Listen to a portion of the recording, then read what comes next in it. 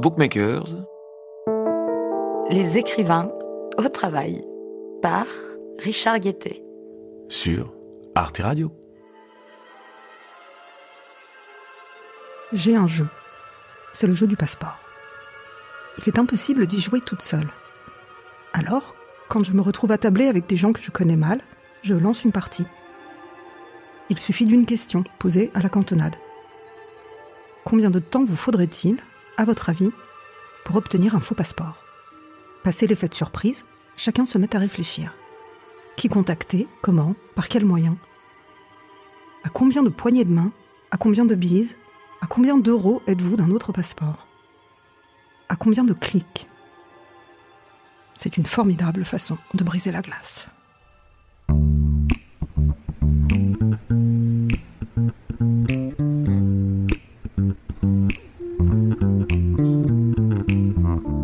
Elle a caché quelque chose au Louvre.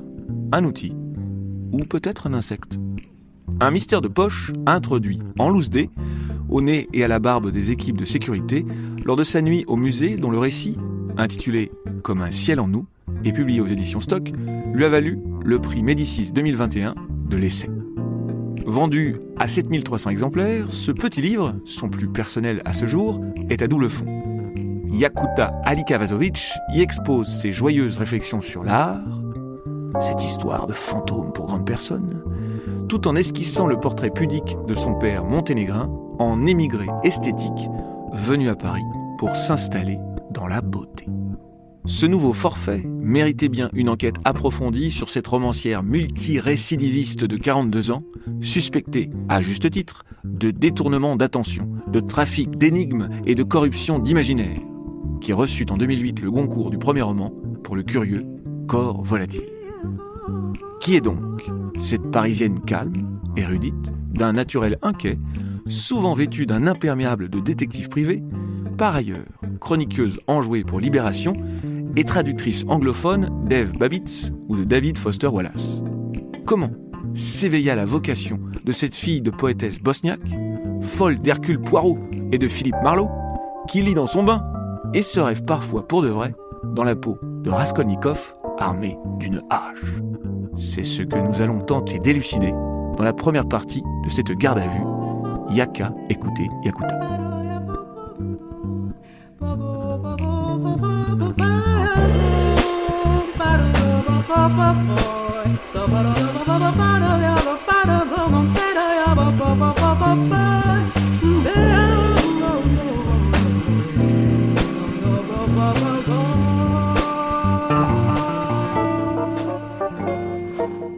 Bonjour, Yakuta Alikavazovic.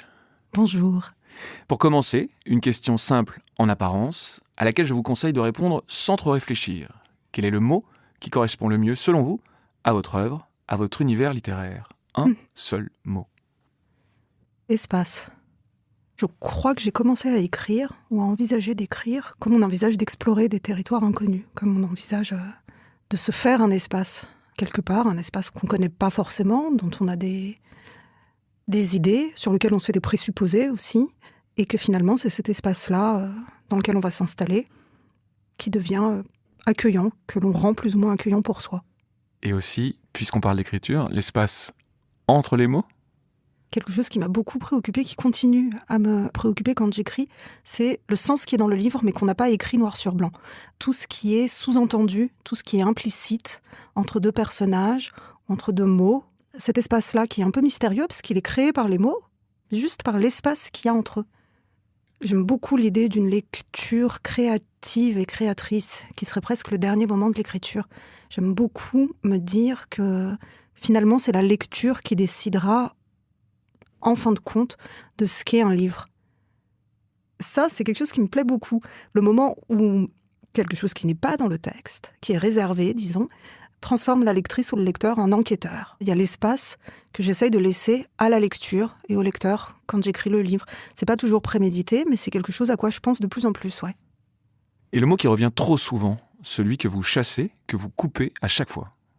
Quand j'ai commencé à écrire mon premier roman, Corps volatile, j'étais dans la langue française comme un très jeune animal dans un très grand pré. Et je m'ébattais dans le vocabulaire, dans la richesse de ce vocabulaire. Donc il y a pas mal de mots qu'on dirait rares, peut-être même parfois un peu précieux. 3 mots qui figuraient dans mon premier roman, qui sont lévitative, lézardais et fruitarien.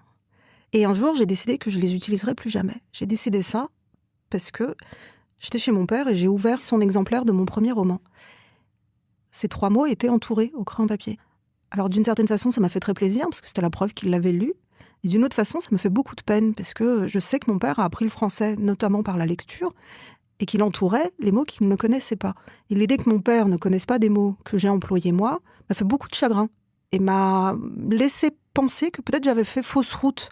Et donc depuis, il y a eu un vœu de simplicité relative, mais de simplicité linguistique. Et le dernier mot ou la tournure de phrase à laquelle vous avez fait la chasse? De conserve. Déjà, quand j'étais plus jeune, je disais de conserve. Je crois que les deux se disent, non? Pour dire ensemble en même temps. Puis un jour, je me suis rendu compte qu'il y avait des conserves partout dans un texte. C'était abominable. Et je les ai sortis de là. Yakuta Alikavazovic, vous êtes née en 1979 à Paris. Vous êtes la fille unique d'une mère bosniaque et d'un père monténégrin. Précisément, votre père, qui étudie l'économie, rejoint à 20 ans, en 1971, et par amour, votre mère à Paris, sans connaître un mot de français. Il n'a pas le moindre sou, mais s'installe dans cette capitale pour au moins 3 raisons. 1, pour la femme qu'il aime. 2, pour le Louvre, car le musée est une sorte de ville dans la ville, voire la première ville française où il s'est senti chez lui, où il se réfugiait quand la tête lui tournait, lui qui vient de s'inscrire en architecture ainsi qu'aux Beaux-Arts. 3, parce que c'est à Paris, selon lui, que l'on mange les meilleurs steaks tartares du monde. Cette histoire a pour vous la grâce d'un conte, c'est votre mythe des origines, mais comme vous le racontez dans Comme un ciel en nous, vous supposez que votre père fuyait aussi le service militaire en ex-Yougoslavie et encore d'autres choses. Peut-être. Vos parents vous ont peu parlé de leur vie avant la France, vous qui adorez les énigmes, les mystères à résoudre, c'est le terreau premier, fertile et fondamental de votre imaginaire? Oui, probablement. Y a-t-il dans cette histoire, et dans ces zones d'ombre surtout, quelque chose qui est venu piquer ma curiosité de jeune personne? Je ne sais même pas si j'étais jeune écrivain, mais enfin l'écriture découlerait, si on suit cette hypothèse qui est, je trouve intéressante, elle découlerait d'un silence en fait, elle découlerait d'un non-dit, d'un espace mystérieux, non cartographié, qu'il faudrait aller explorer avec les outils à notre portée. Les miens, ce sont ceux de la langue et ceux de l'imagination. Vos parents vivent dans des chambres de bonne, toujours situées dans les beaux quartiers, car c'est déjà beaucoup d'être un étranger, mais si en plus on fait pauvre, on est fichu. Quelle était la ou les professions de vos parents pendant votre enfance? Ah, je ne sais pas s'ils ont envie que je le dise, parce qu'ils sont très mystérieux. C'est des gens qui aiment leur mystère, donc je ne vais pas le dire. Même pas un domaine d'activité? Mon père était étudiant quand j'étais jeune, et ma mère travaillait dans une banque d'affaires. On peut s'en tenir là. Quand votre père l'a rejoint, est-ce que votre mère écrit déjà de la poésie? Ma mère a publié au moins un recueil, et je pense 2 recueils de poésie en Yougoslavie à l'époque, avant de venir en France. C'est ce qui me semble. Vous connaissez les titres de ces 2 recueils? Non. À quoi ça ressemble, cette poésie? C'est de la poésie en prose? Est-ce qu'elle est versifiée? Est-ce qu'elle appartient, quand elle arrive à Paris, à un groupe d'artistes? Je sais qu'à Belgrade, elle fait partie d'un groupe de poésie. Je ne sais pas si à Paris, ils sont plusieurs à ce moment-là, ou si... En fait, c'est pas que je ne sais pas. Voilà, je vais vous le dire. C'est que j'envisage beaucoup d'écrire sur la question. Et du coup, je ne peux pas parler de ce que j'écris. C'est ça la vérité. Vous êtes en train d'écrire quelque chose sur elle? Ouais, sur cette période-là et sur ce rapport à la poésie. Et au déplacement. Et donc à l'espace. Quand même en 2 mots, quel type de poésie fabriquait-elle à son arrivée, ou peut-être encore aujourd'hui, je ne sais pas? Disons du vers libre, pas des sonnets. Dans L'avancée de la nuit, j'ai un personnage qui est inspiré de ma mère, qui en est très inspiré, qui s'appelle Nadia Der, qui est une poétesse qui, contrairement à ma mère, perd la vie pendant la guerre en ex-Yougoslavie. Et cette poétesse, Nadia Der, écrit à l'époque ce qu'on appelle de la poésie documentaire. Une poésie qui serait une façon de rendre compte des faits sans vous épargner l'émotion que ceux-ci procurent. Une alternative à la langue journalistique, une autre façon d'observer, de rendre compte du réel, une façon qui ne laisse pas indemne la personne qui la lit. Voilà, je pense que c'est ce genre de poésie. qu'elle écrit à ce moment-là.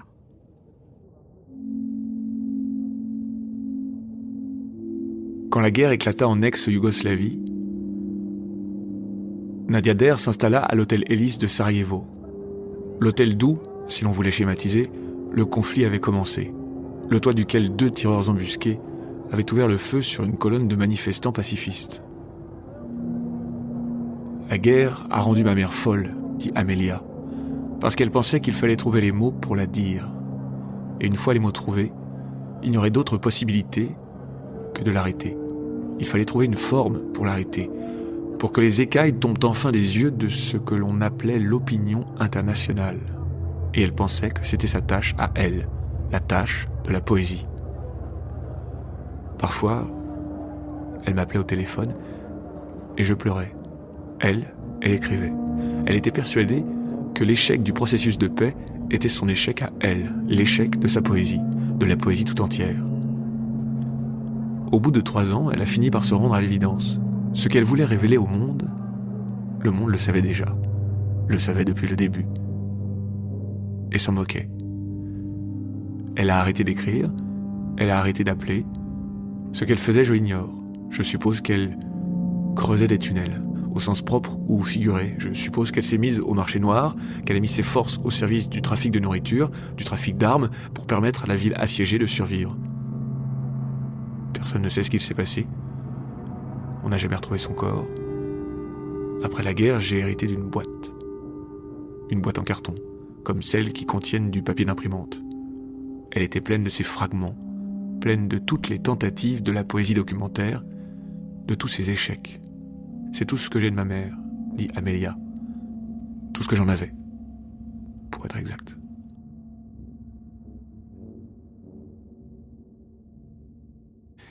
Vos parents sont, pour nous, lecteurs et lectrices, 2 étonnants personnages.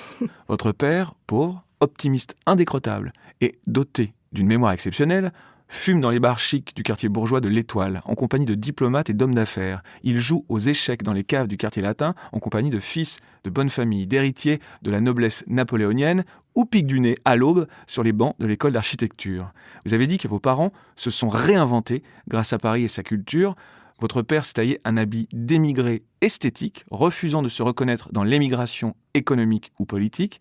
C'est très beau comme idée, émigré esthétique. Vous dites qu'il lisait des biographies de Léonard de Vinci, la théorie de l'art moderne du peintre allemand Paul Klee, et peu de fiction. Notons quand même dans ses préférences le roman La Ronde de nuit de Patrick Modiano sur l'occupation. Pourquoi ce roman ? Vous l'avez lu ? Je l'ai lu, ouais, j'ai lu peut-être pas tous les romans de Patrick Modiano, mais j'en ai lu beaucoup. C'est l'un des rares auteurs que mes 2 parents aimaient et lisaient, à peu près en même temps.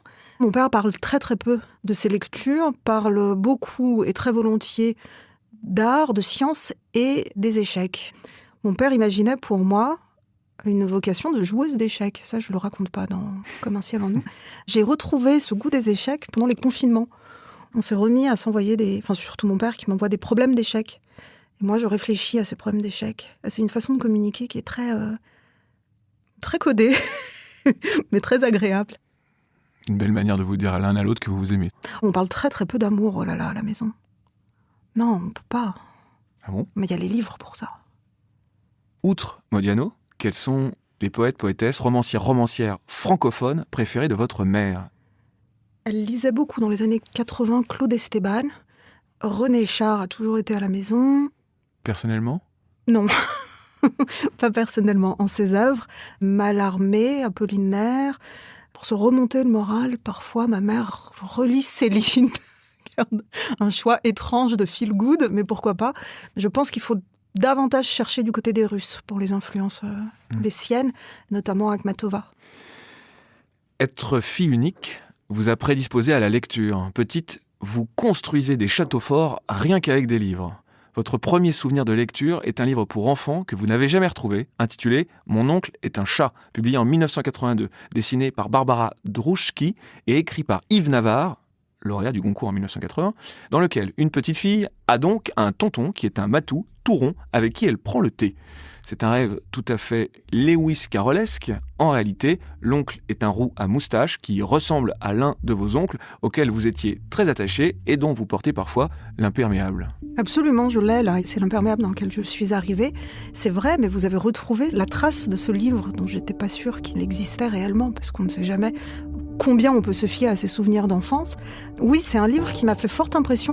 Et dans mon souvenir, donc, les dessins ont une espèce de grain un peu mélancolique, comme ça.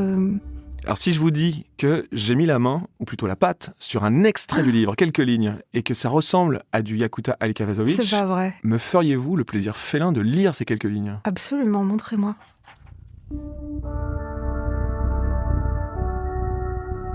Quand personne ne veut me croire, je dis qu'il ne s'agit là que d'une affaire entre moi et moi. Récapitulons. Quand ceux qui ont l'âge de mon oncle, mais qui ne sont pas aussi intelligents et drôles que lui, commencent à raconter une histoire inouïe, ils disent « C'est incroyable, mais vrai ». Et la plupart du temps, c'est faux. Moi, je vous parle en ami. Nous nous retrouvons peut-être un jour dans la même école et la même classe, et je vous raconte mon histoire inouïe en disant « C'est incroyable, mais faux ». Parce que c'est vrai. Il se dit chat pour rire, je le vois chat pour rire, et tout devient plus drôle. C'est ça la fête, je ne l'oublierai jamais. C'est extraordinaire parce que j'ai tout oublié, moi. Absolument tout oublié, mais c'est confondant. C'était ça, ce livre. C'était vraiment la question du... J'avais oublié qu'elle était posée, si vous voyez, je suis toute troublée, qu'elle était posée de façon si limpide, cette question du vrai et du faux, de l'incroyable mais vrai et de l'incroyable mais faux, qui est quand même l'une des questions qui revient tout le temps dans mes livres. On dirait la narratrice d'Irina versus Irina, votre troisième roman pour la jeunesse. Ben, c'est possible. Alors je dois avouer que je ne me relis jamais. Petite, vous souffrez d'une timidité maladive qui vous paralyse comme une statue de musée. Ça venait de quoi ? Moi, j'ai été élevée dans une langue qui s'appelait à l'époque le serbo-croate. Je suis née à Paris, vous l'avez dit, mais mes parents ont choisi de ne pas me parler une langue française qui était trop récente pour eux, qui étaient encore en train d'apprendre, et de me transmettre leur langue maternelle.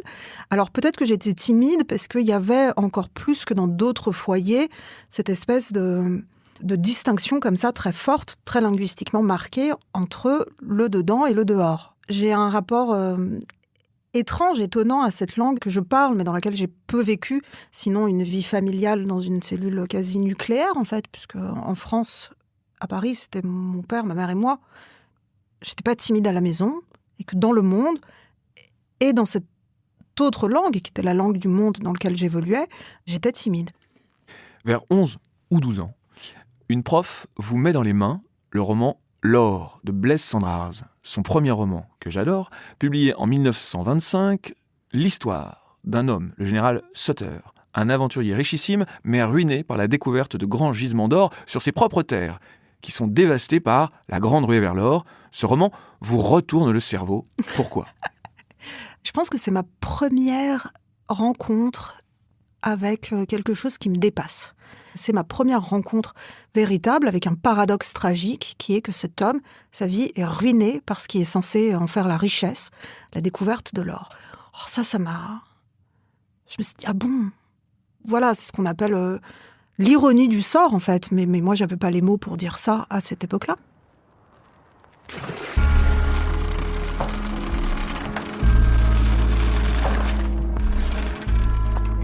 Le port. Le port de New York. 1834. C'est là que débarquent tous les naufragés du vieux monde. Les naufragés, les malheureux, les mécontents. Les hommes libres, les insoumis. Ceux qui ont eu des revers de fortune, ceux qui ont tout risqué sur une seule carte, ceux qu'une passion romantique a bouleversé. Les premiers socialistes allemands, les premiers mystiques russes. Les idéologues que les polices d'Europe traquent, ceux que la réaction chasse.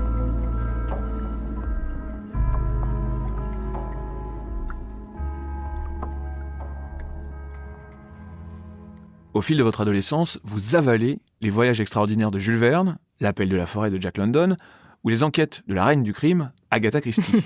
Votre mère, plus snob que vous, voit ça d'un mauvais œil. Ce sont pourtant ces auteurs populaires qui ont ancré en vous le goût du roman. Qu'est-ce que vous avez appris avec eux ? c'est cette forme de courtoisie qui consiste à écrire en ayant envie que le lecteur continue à lire. Je lisais voracement, je lisais tous les Agatha Christie là au masque, c'était extraordinaire. J'adorais les sensations fortes et j'ai retrouvé Agatha Christie pendant le confinement aussi, qui a été le moment quand même de bien des régressions. Et j'ai trouvé ça délicieux. C'était délicieux, plus du tout pour les mêmes raisons, parce que c'était presque naïf, presque bon enfant, avec quand même des aperçus de l'âme humaine. Mais j'ai pas du tout retrouvé le frisson de la transgression et de l'horreur que j'avais en lisant Agatha Christie enfant.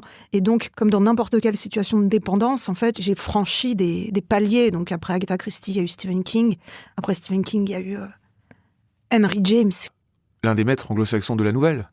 C'est l'auteur du Tour d'écrou en 1898, une histoire de spectre, qui fut adaptée au cinéma par Aimé Labarre, sous le titre Les Autres, avec Nicole Kidman.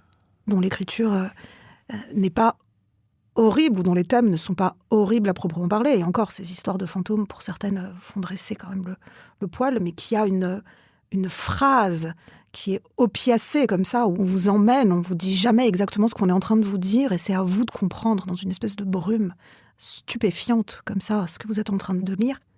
J'ai toujours voulu écrire des polars et puis écrire des grands romans d'aventure, mais c'est pas ce qui vient. Je peux pas le dire autrement, ça n'arrive pas comme ça.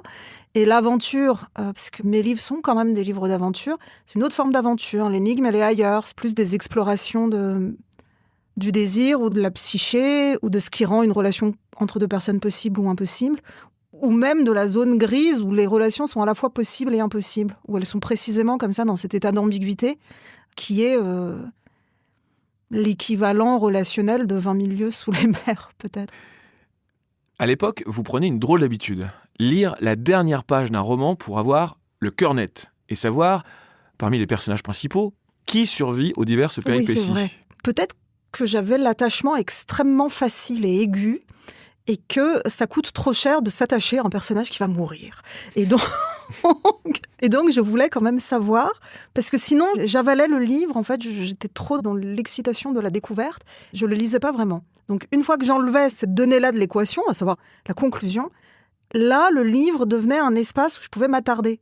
J'étais moins pressée, moins empressée, et donc sans doute plus attentive. Et je regardais aussi, parce que c'est une assez bonne fabrique de l'écriture, comment finalement c'était fait. C'est-à-dire qu'une fois que vous savez comment ça finit, c'est le principe même de la relecture, donc je brûlais une étape, disons, mais une fois qu'on sait comment ça finit, on voit comment c'est fait. Et comment on vous mène, soit par la main, soit en bateau, jusqu'à une conclusion qui soit vous donne, à vous, lectrice ou lecteur, la satisfaction de l'avoir vu venir, d'avoir raison, soit qui vous assène la stupéfiante révélation que non, vous n'aviez rien compris du tout. Ah, c'était le directeur du parc d'attractions. Le tueur. Est-ce que vous faites toujours ça aujourd'hui ? Est-ce que vous commencez encore par lire la fin des romans ? Non, je ne fais plus ça. C'est comme aller sur Internet pour voir Mon oncle est un chat. J'ai appris à me contenir. Dans la bibliothèque familiale, il y a une sorte d'enfer placé au sommet de l'étagère. On y trouve des romans que vous croyez torrides, comme L'homme qui regarde de l'italien Alberto Moravia, avec son vieux voyeur, ou encore L'éducation sentimentale de Flaubert. Mais quand vous l'attrapez, celui-là, vous avez envie de crier à l'arnaque. Flaubert, c'est pas tellement chaud lapin. Je constate que la plupart de vos romans parlent d'amour, de ses douleurs, de ses jeux et de ses joies, mais en passant très rarement par des scènes de sexe. C'est une manière de laisser l'enfer sur l'étagère, à l'abri des regards ? Ah, c'est une bonne question. Je sais pas, je me suis pas posé la question du sexe. Ou je me la suis trop posée et du coup je me la suis interdite. Je sais pas, la vraie question c'est quel mot j'emploierais pour parler d'un pénis. Est-ce que je dirais bite ? Est-ce que je dirais autre chose ? Et tout le reste, du coup. Et tout le reste. Il y a une écrivaine contemporaine dont le nom m'échappe maintenant, mais peut-être que vous verrez. Sa narratrice, elle parle de sgeg. J'ai trouvé ça très bien. Ça m'a fait vraiment plaisir de le retrouver sur la page, le sgeg. Est-ce que je m'interdis la joie facile d'écrire une scène de sexe ? C'est pas si facile, justement. Non, c'est très difficile. C'est très difficile. En fait. Il y a déjà l'obstacle du langage que vous... Bon, alors, est-ce que je m'interdis la joie très difficile d'écrire des scènes de sexe ? En fait, j'aime pas les scènes de sexe qui sont gratuites. Et jusqu'à présent, dans mes livres, elles l'auraient quand même été. Une chose est sûre, c'est que j'en ai, en tant que lectrice, assez de lire des scènes de sexe écrites du point de vue masculin, et que donc, je vais sans doute finir par en écrire, oui. d'un point de vue féminin. Mais si je puis me permettre, c'est étonnant pour moi de parler d'écrire sur le sexe ou de pas écrire sur le sexe à un moment où mentalement je suis projetée dans le salon de mes parents dans les années 80. J'ai un petit frisson de transgression là. Restons sur les usages de la langue. À la maison, vous parlez, vous nous l'avez dit, serbo-croate avec vos parents. Je rappelle que cette langue n'existe plus officiellement. Or, un jour, une institutrice vous dit... Non, c'est pas à moi qu'elle le dit. Elle le dit à votre père ? Elle le dit à mon père. Elle dit « Cette petite ne parlera jamais français ». Et c'est mon père qui me le rapporte des années et des années plus tard. Ce qui semble scientifiquement complètement débile. Votre père... Merci de le dire, ouais. Votre père tiendra longtemps rancune de cette remarque, apaisé par la publication de votre premier roman, dont il caressa la couverture comme on met du baume sur une brûlure. Voyez-vous des emprunts, conscients ou inconscients, au serbo-croate, des mots ou des structures de phrases qui ont pu réapparaître dans votre travail et ainsi accentuer la singularité de votre prose ? Il y a une expression qui est pokomoechir, qui veut dire il s'est pété un ulcère, mais ça veut dire voir rouge, ça veut dire sortir de ses gonds, disons. Et je me suis rendu compte qu'en fait, cette image, cette expression imagée, je l'ai prise au pied de la lettre en français et que la première nouvelle du recueil Histoire contre nature, qui est mon premier recueil de nouvelles publié à l'Olivier, elle s'ouvre sur une scène où littéralement quelqu'un crache du sang à cause d'un ulcère. Alors voilà, il y a ce déplacement d'une langue à l'autre, d'une image, mais elle change complètement de valeur, en fait, en arrivant en français et en arrivant dans la fiction. Vous dites avoir toujours voulu écrire, toujours griffonner de petites aventures, des petits machins. De quand datez-vous ce désir et à quoi ressemblaient ces premiers petits machins ? C'était soit des scénettes, soit... Non, je ne vais pas vous raconter ça. Est-ce que je vais vous raconter ça ? Si, je vais peut-être vous raconter ça. J'avais décidé d'écrire une Robinsonade.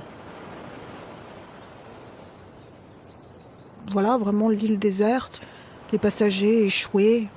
Ils sont comme ça, ils doivent apprendre à faire avec les conditions du lieu. Donc vraiment, un récit d'endurance et d'intelligence et d'adaptation. Si ce n'est que les personnages principaux étaient des chiens. Et donc, ils faisaient avec leurs aptitudes canines. Je ne suis pas particulièrement fière de ça. Notons quand même que j'étais à l'école primaire, donc j'avais moins de 10 ans. Je me souviens de la jubilation que j'avais à me demander mais qu'est-ce qui va se passer après ? Et ça, je m'en souviens très distinctement. Ce moment où je me suis dit en fait, c'est moi qui décide. Et ça, c'était vraiment super. C'est devenu une source d'effroi par la suite. C'est terrifiant d'avoir à se demander mais qu'est-ce qui va se passer ensuite ? C'est quasiment existentiel comme questionnement, parce que au-delà des écrivains et des écrivaines, tout le monde peut se poser cette question. Oui. Mais qu'est-ce qui va se passer ensuite ? Qu'est-ce qui va se passer ensuite ? Moi, ça me paralyse. Ça me paralyse dans la vie, ça me paralyse dans l'écriture. C'est une question... C'est très étonnant de penser qu'elle m'a procuré tant de joie, alors qu'elle me fait beaucoup, beaucoup souffrir maintenant. Quels sont les autres petits machins qui sont venus après les Romachiens ? Il y a eu ensuite des petits romans policiers en situation, donc qui se déroulaient dans mon quartier, dans mon collège... Voilà, des mystères allègrement résolus par des personnages hauts en couleur. Ce qui deviendra votre roman jeunesse, Irina versus Irina. Ensuite, assez longtemps, rien. Et puis ensuite, il y a très tôt des prémices de certains de mes premiers livres. Et peut-être que si je regardais, parce que j'ai des espèces de grandes boîtes en plastique, pleine de machins et de trucs que je m'obstine à garder, qui sont dans une cave. Et je pense assez probable qu'il y ait des prémices, même de l'avancée de la nuit. C'est des choses qui mettent extrêmement longtemps à se développer, qui se développent longtemps à mon insu. Et puis un jour, le roman est plus ou moins prêt. Lisiez-vous ces petits machins à vos parents, à votre oncle, à vos amis, à vos professeurs ? Non. Mon père m'a appris très tôt à imiter sa signature. Je me suis rendu compte que c'était un talent socialement monnayable, et c'est, je sais pas, il y a prescription maintenant, non, je peux le dire. C'est moi qui écrivais les mots d'excuses de beaucoup de mes congénères, à tel point qu'un jour, où j'étais moi-même absente, on a fait appel au service de quelqu'un d'autre, et puis la mère de l'intéressé a été convoquée illico, et on lui aurait dit « Pardonnez-moi, Madame Muntel, je connais très bien votre écriture », et en produisant une liasse comme ça de mots d'excuses qui avaient en réalité tous été écrits par moi, au fil des mois. Faussaire. Ça a été beaucoup ça, l'écriture, dans l'adolescence, et pas mal d'exercices de style aussi, les deux choses étant liées dans mon esprit. C'était des petites choses à la manière d'eux. J'ai fait tous les français dits classiques, mais surtout, c'est à peu près l'époque où je découvre Faulkner et Virginia Woolf. Et alors ça m'a beaucoup, beaucoup intéressée. Ce qu'on appelle le stream of consciousness, le Flux de le conscience. flux de conscience.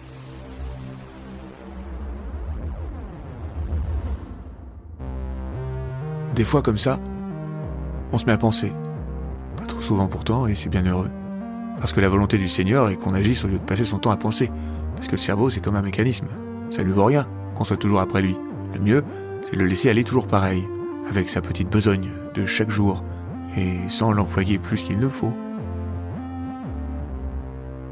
William Faulkner, tandis que j'agonise.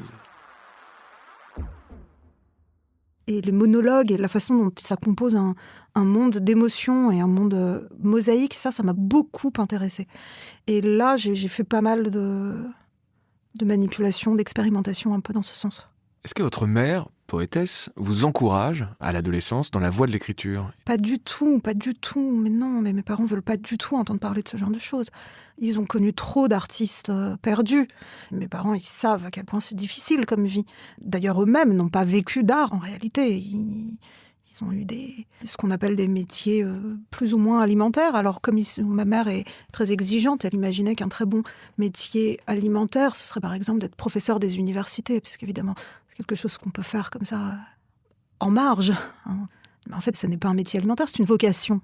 Il y a des gens qui y arrivent, mais moi, pas du tout. Moi, je suis beaucoup trop lente. J'écris très lentement, je réfléchis lentement. Je ne peux pas avoir 7 vies en une.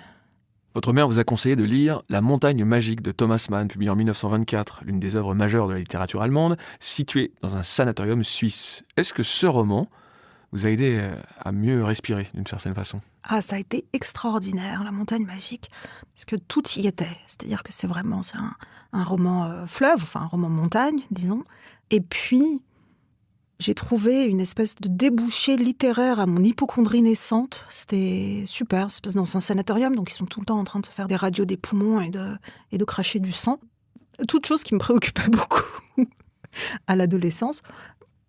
C'était vraiment bien. Ma mère a toujours été de bons conseils. C'est elle qui m'a donné, pendant des vacances en famille où j'étais jeune, hein, elle m'a donné Le Monde selon Garp de John Irving, qui est un roman extrêmement graphique, comme on dit aujourd'hui, sur la liberté sexuelle, sur les droits des femmes, sur le viol, sur le féminisme radical, presque, on pourrait dire. Ma mère m'a donné ça, je devais avoir 11 ou 12 ans, en disant il n'y avait pas de sujet tabou, forcément. Il y avait un enfer dans la bibliothèque, mais pas de sujet tabou.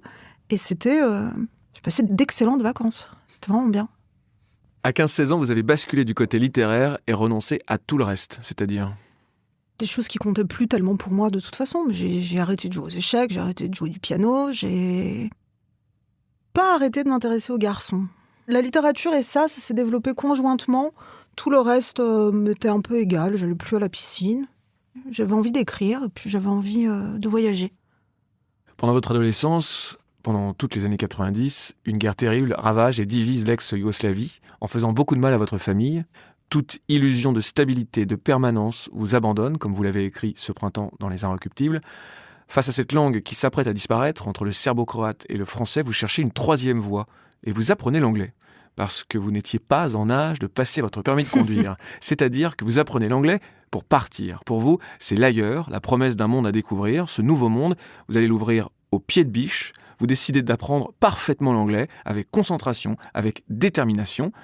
Vous réussissez le concours de l'École normale supérieure de Cachan, dans le Val-de-Marne, l'une des grandes écoles les plus sélectives du pays, qui est devenue depuis l'ENS Paris-Saclay, qui forme ses élèves à l'enseignement supérieur et à la recherche. C'est là que vous préparez l'agrégation d'anglais ? Vous aviez dans l'idée à l'époque de devenir professeure, chercheuse et ou traductrice ?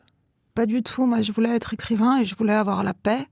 J'étais très contente de passer le concours. Ça a été des années de formation que j'ai jamais oubliées, qui comptent encore énormément pour moi. C'est comme ça que j'ai appris à lire Proust, par exemple. C'était compliqué pour moi de lire Proust. C'est un auteur pour lequel j'avais pas d'affinité naturelle pour sa phrase, pour sa cadence. Et si on m'avait pas fortement encouragée, et si on m'avait pas guidée un tout petit peu pour me lancer dans Proust, j'y serais pas arrivée, ou du moins pas à ce moment-là, pas si tôt.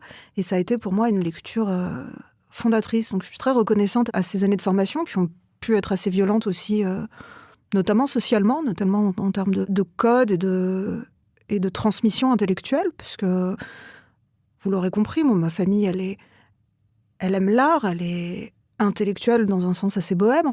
C'est pas du tout une intelligentsia parisienne. Et j'étais là avec des gens qui avaient tous les codes, qui savaient tout. Je savais à peine ce que c'était une ENS, si ce n'est qu'on était payé pour faire des études. Ça me semblait très intéressant parce que j'étais très pragmatique. C'est sans doute ce que m'a laissé ma fréquentation du général Sutter quand j'étais jeune. À ce sujet, vous dites même que vous étiez même vénale quand vous étiez petite. J'aimais tout ce qui brille et je trouvais ça assez tentant d'être indépendante financièrement à 18 ans, 19 ans.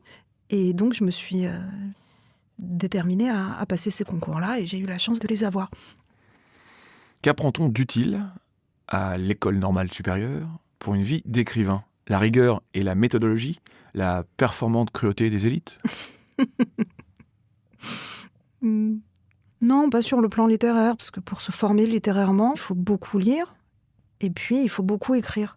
C'est pas des choses qu'on fait dans les cursus français, même d'excellence. On n'est pas invité vraiment à s'exprimer. Pendant ces études supérieures, qu'écrivez-vous pour vous ? Il faudrait que j'aille voir dans la boîte en plastique. Mais je sais que j'avais déjà commencé quelque chose qui deviendrait Corps volatile, donc mon premier roman. Et je sais aussi que j'ai écrit mon premier roman pour la jeunesse, Holmes et moi. Je l'ai écrit en amphi pendant les cours de prépa à Greg. Je griffonnais encore mes petits machins, comme je disais dans l'enfance. Ça a commencé à prendre un peu plus de corps à ce moment-là, ouais. Apprendre l'anglais vous a servi, je cite, à vous faire la belle, à voyager, à vous échapper. Les notices biographiques vous concernant annoncent des choses un peu chic. Séjour aux États-Unis, en Écosse et en Italie. C'est après et ou pendant l'université que vous vous mettez à voyager ? C'est pendant mes études. Je mets des sous de côté, je prends des années de congé, je voyage. Je prenais beaucoup le train à cette époque-là, donc j'ai fait des trucs très chouettes. Je suis allée à Istanbul en train, par exemple, via Sofia notamment. J'avais très envie du monde. Et je dois dire que lors de ces voyages, je n'ai jamais retrouvé exactement ce que je cherchais, qui était en réalité des émotions non pas de voyageuse, mais de lectrice. Je cherchais dans le monde quelque chose que j'avais connu dans les livres. Pourriez-vous nous raconter l'histoire de votre prise de conscience, à force de regarder, dans un musée américain, ce tableau de Rembrandt, le Christ dans la tempête sur la mer de Galilée, ce tableau devant lequel vous avez, je cite, « fini par devenir écrivain ». C'est un petit piège que vous me tendez, parce qu'en fait, ce tableau, il n'est pas là. Ce tableau, il a été volé au début des années 90, et en fait, il n'y a rien à sa place.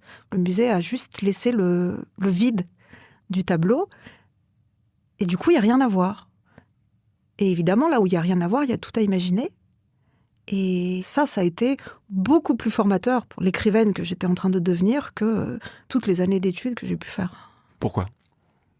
Mais parce que l'écriture, c'est pas une question de formation, c'est une question de désir. Et quand on a vraiment très envie de voir quelque chose qui n'est pas là, et j'irais même jusqu'à dire quelqu'un qui n'est pas là, c'est ça en fait le moteur de l'écriture.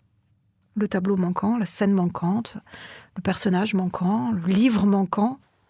Je reviens sur votre livre « Comme un ciel en nous ». Est-ce que je peux vous demander de nous lire un passage en particulier qui se trouve au début ? Oui.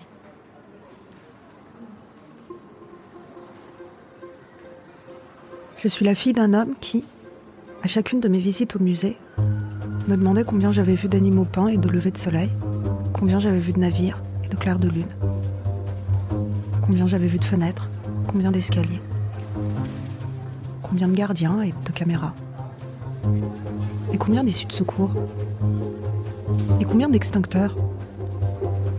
Non, aucun d'entre eux ne savait que je suis la fille d'un homme qui, à chacune de nos visites, me demandait « Et toi, comment t'y prendrais-tu pour voler la Joconde ?» Attardons-nous sur cette dernière question, qui est la clé de l'ouvrage. Et toi, comment t'y prendrais-tu pour voler la Joconde ? Vous l'avez dit en interview, cette phrase que vous a répétée votre père pendant toute votre enfance, quel terrain de jeu pour l'imaginaire. Vous répondez à la question avec méthode. La Joconde, vous pourriez la voler avec des fumigènes, en l'enroulant au dos d'un chat, avec une machine volante façon Léonard de Vinci, avec un ptérodactyle. Cet exercice d'imagination, pour un écrivain, c'est un muscle qu'il faut travailler quotidiennement pour ouvrir de nouveaux couloirs de pensée. J'en ai été à peu près convaincue très longtemps. Et puis maintenant, j'ai plutôt l'impression que c'est l'observation qui compte davantage que l'imagination. Et qu'il suffit en réalité d'être extrêmement présente, d'avoir l'œil bien aigu pour que l'imagination suive. Donc je fais plus attention à ce qu'il y a autour de moi. Et c'est dans un second temps seulement que les pistes, que les hypothèses, que les possibilités s'échafaudent. Et elles sont tout de suite beaucoup plus vraisemblables. Moi, c'est ce qui m'intéresse en ce moment, le vraisemblable. Il y a presque un effet de réel immédiat du simple fait d'avoir été aussi attentive, aussi observatrice. Vous citez aussi dans le livre cette histoire folle. En 1911, un vitrier italien a réussi à voler la Joconde qu'il a conservée sous son lit pendant 2 ans. Vous écrivez « Et moi, je me demande comment on dort avec la Joconde sous son lit. Comment on rêve. » Point. C'est une vraie belle question. Et moi, il me semble que je ne pourrais pas dormir avec un chef-d'œuvre juste sous mon lit. C'est plus sûr s'il est dans ma tête. Comme les romans. Comme les romans, exactement. Vous avez profité de votre nuit au Louvre pour y introduire quelque chose. Vous jouez beaucoup dans le livre de cette hypothèse. Une chose que vous aviez dans votre sac a passé les contrôles de sécurité et se trouve peut-être toujours dans l'enceinte du musée. Peut-être qu'il s'agit d'un cierge, d'un oiseau, d'un nid d'abeille, d'un frelon femelle, d'un petit outil grâce auquel vous avez inséré dans la Vénus de Milo un message connu de vous seul. En exclusivité internationale pour Arte Radio, Yakuta, voulez-vous nous dire quelle est cette chose ? Eh bien non, pardonnez-moi, je ne le dirai pas, parce qu'il se passe quelque chose d'absolument merveilleux avec cette histoire. C'est que je reçois un courrier de lectrices, de lecteurs, et en fait les gens m'expliquent ce que c'est. Et j'adore ça. C'est exactement ce dont on parlait en tout début d'enregistrement. Les gens mènent l'enquête, ils récoltent des indices semés dans le livre, ils me disent « vous ne le dites pas, mais moi je sais. C'est ça que vous avez fait. » Et évidemment, c'est d'autant plus merveilleux que ça n'est jamais la même chose. Et j'aimerais, un jour, si un éditeur accepte de jouer le jeu, j'aimerais bien, en postface du livre, en fait, publier tous ces courriers. Parce qu'ils sont presque comme une réponse au livre, et ils sont presque la démonstration que la lecture est un acte de création. J'ai une proposition. Yakuta, accepteriez-vous de nous donner 3 indices évidemment cryptés sur la nature de la chose que vous avez laissée au Louvre, ainsi qu'un indice, un seul, crypté également, sur l'emplacement de cette chose, vous qui aimez tant les énigmes. Si oui, autorisez-vous nos auditeurs et auditrices à résoudre cette enquête en portant un imperméable, c'est-à-dire que si l'un ou l'autre devine, voire trouve l'objet et la salle dans laquelle il est caché, acceptez-vous de vous rendre au Louvre avec cette personne ? Ah, absolument. Mais on va pimenter un peu la chose, parce que, je sais pas, moi, vos histoires de 3 indices plus un indice, moi, je sais pas compter, ça va trop loin. Donc, la salle, je vais vous dire ce que c'est. C'est dans la salle des Cariatides, donc au département des Antiques, avec cette difficulté, c'est pas impossible que ça bouge. Voilà ce que j'ai laissé au Louvre. Mais je dirais rien d'autre. Mais si quelqu'un trouve, si quelqu'un nous écrit pour dire oui, je sais ce que c'est, je l'ai trouvé. Si quelqu'un trouve, je m'engage à aller au Louvre avec cette personne.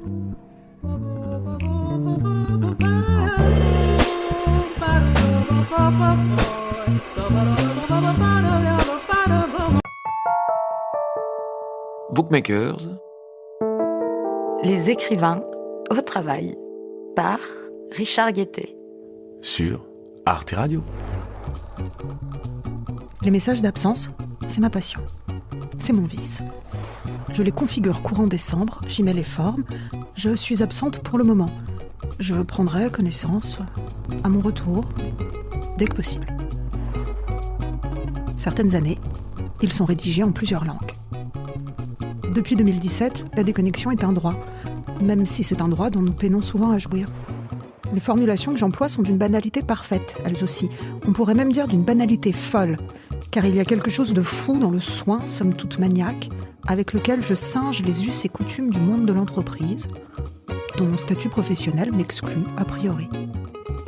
Ce qui est moins banal, et plus fou, c'est que ce message d'absence, une fois les vacances finies, je le laisse.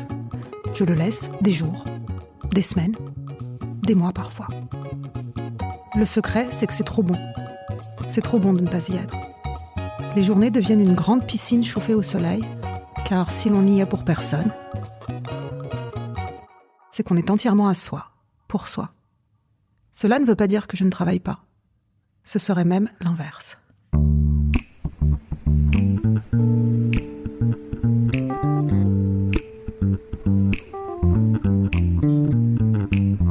Esme ne pensait pas à ses origines, et ses origines, croyait-elle, ne pensaient pas à Esme.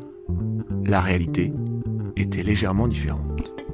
Dans Le Londres Luxor, son deuxième roman de littérature générale, paru en 2010 aux éditions de l'Olivier et vendu à 2400 exemplaires, Yakuta Alikavazovic prend pour héroïne la jeune Esme Vitch, qui signe des livres qu'elle n'a pas écrits, dont la sœur a disparu et qui cherche la paix dans un ancien cinéma parisien devenu refuge pour la diaspora bosniaque depuis le siège de Sarajevo.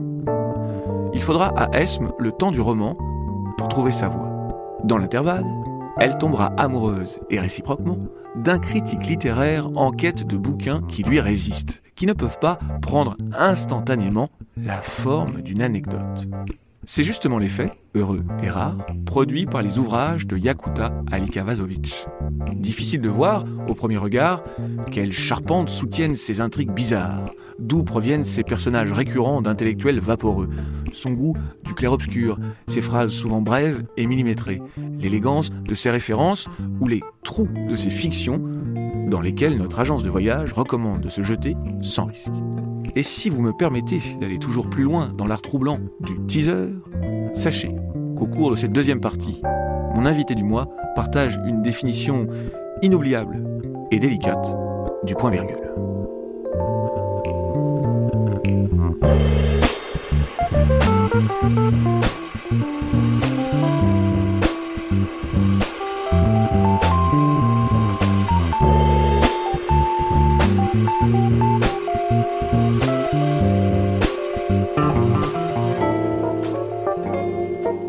Yakuta Alikavazovic.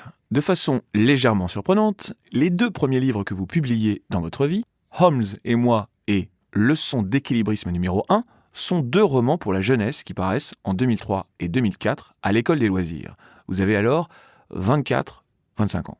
Pourquoi commencer par là ? Je les ai écrits d'une traite et c'était extraordinaire parce que c'est l'endroit où toutes mes difficultés d'écriture étaient résolues. Parce qu'en réalité, c'était pas du tout les premiers livres que j'ai commencés. Et c'est pas ce que je me destinais forcément à écrire.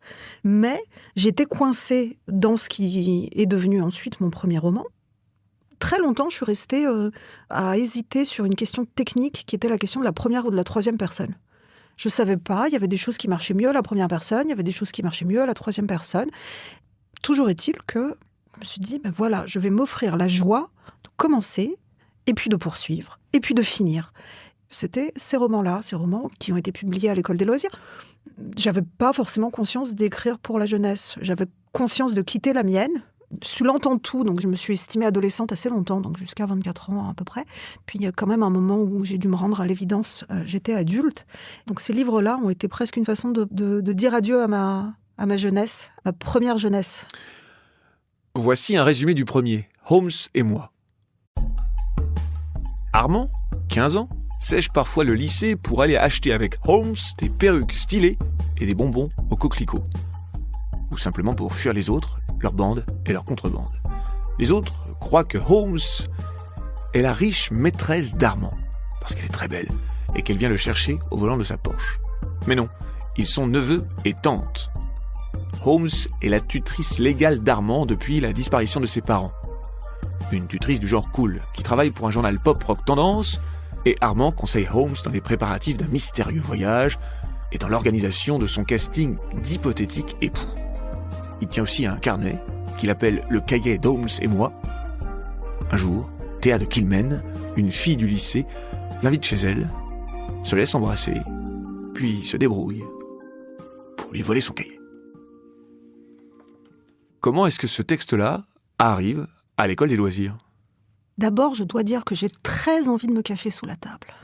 Parce que j'ai pas pensé à ce livre, je l'ai pas ouvert depuis très longtemps, et j'ai oublié même la 4e de couverture, j'ai oublié. Oh là là, c'est drôle. C'est un peu comme de voir, tu sais, quand on voit des photos de soi, quand on était beaucoup plus jeune, et qu'à l'époque, on n'avait pas conscience qu'on était si jeune. Et ensuite, on les voit 20 ans plus tard, et c'est tout ce qu'on voit, c'est la jeunesse. J'ai publié, je pense, une partie infime de tout ce que j'ai pu écrire au fil du temps. J'ai envoyé le manuscrit à Brigitte Smadja, qui était publiée à l'École des loisirs, une autrice, dont j'aimais beaucoup les romans quand j'étais jeune. C'est elle qui a déposé le manuscrit à Geneviève Brisac, qui était à l'époque l'éditrice de l'École des loisirs, qui me laisse un message sur mon répondeur, parce que j'avais trop peur de décrocher, que j'ai gardé longtemps. Plus que la publication même du livre, ce message et sa lecture ont fait que je me suis sentie, pour la première fois, peut-être autorisée. Ça m'a donné beaucoup de courage pour justement reprendre en fait ce roman de littérature dite générale que j'avais un peu laissé de côté à ce moment-là. Voici le résumé du deuxième roman, Leçon d'équilibrisme numéro 1. Au collège, Perkins se bagarre avec tout ce qui bouge et collectionne les plaies et les bosses avec un plaisir mêlé d'écœurement. Son grand frère, Clément, est tombé de 2 étages. Il est à l'hôpital en plusieurs morceaux.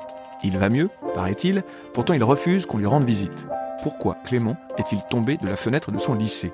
A-t-il perdu l'équilibre ou s'est-il jeté en bas ? En quête d'une réponse, Perkins fouille l'intimité de ce frère si secret. Il découvre une enveloppe forcément mystérieuse, des carnets illisibles et des copains faux et fuyants. L'histoire se termine à Istanbul. Il y a déjà beaucoup de choses en germe dans ces 2 histoires. Enveloppe mystérieuse, enquête, parents disparus, fantaisie capillaire. Fantaisie capillaire, c'est effectivement ce qu'on retient. Oui, je pense que c'était un charmant laboratoire. La question du lectorat, c'était pas tellement une question qui se posait, c'était pas non plus une question que Geneviève Brisac se posait. Il n'y avait pas de distinction très franche entre littérature jeunesse et littérature dite générale. Ça a changé par la suite, après le départ de Geneviève. Ce livre-là, Leçon d'équilibrisme numéro 1, ce livre-là n'est plus au catalogue de l'École des loisirs. Les droits m'en ont été rendus, puisqu'on estimait que c'était un livre, si j'ai bien compris, trop sombre pour la jeunesse.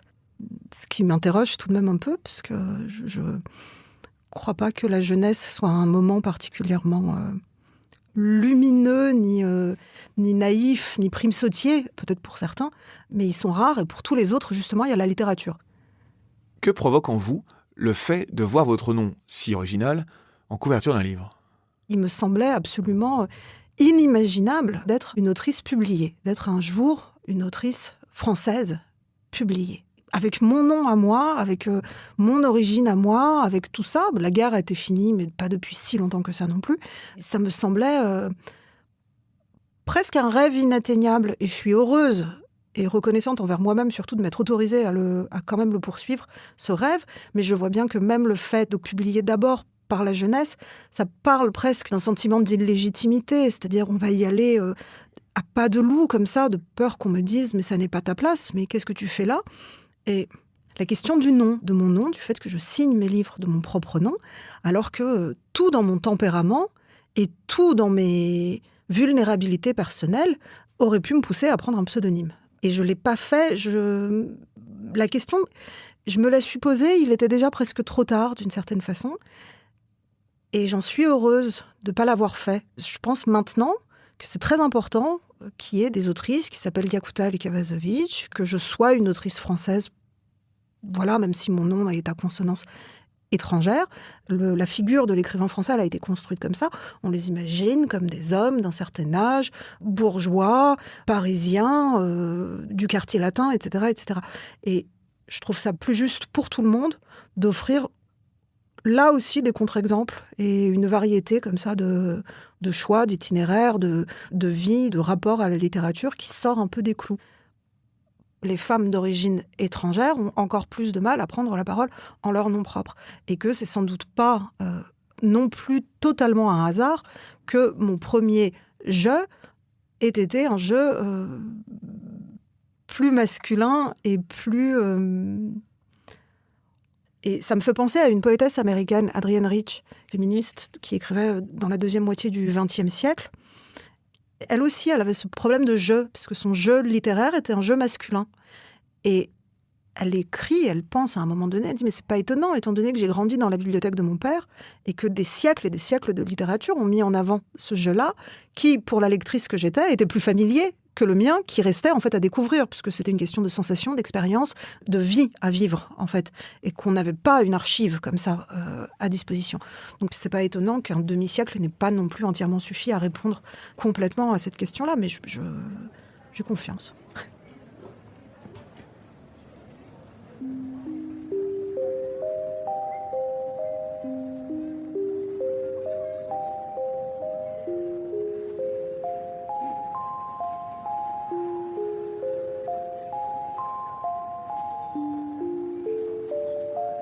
Simon C.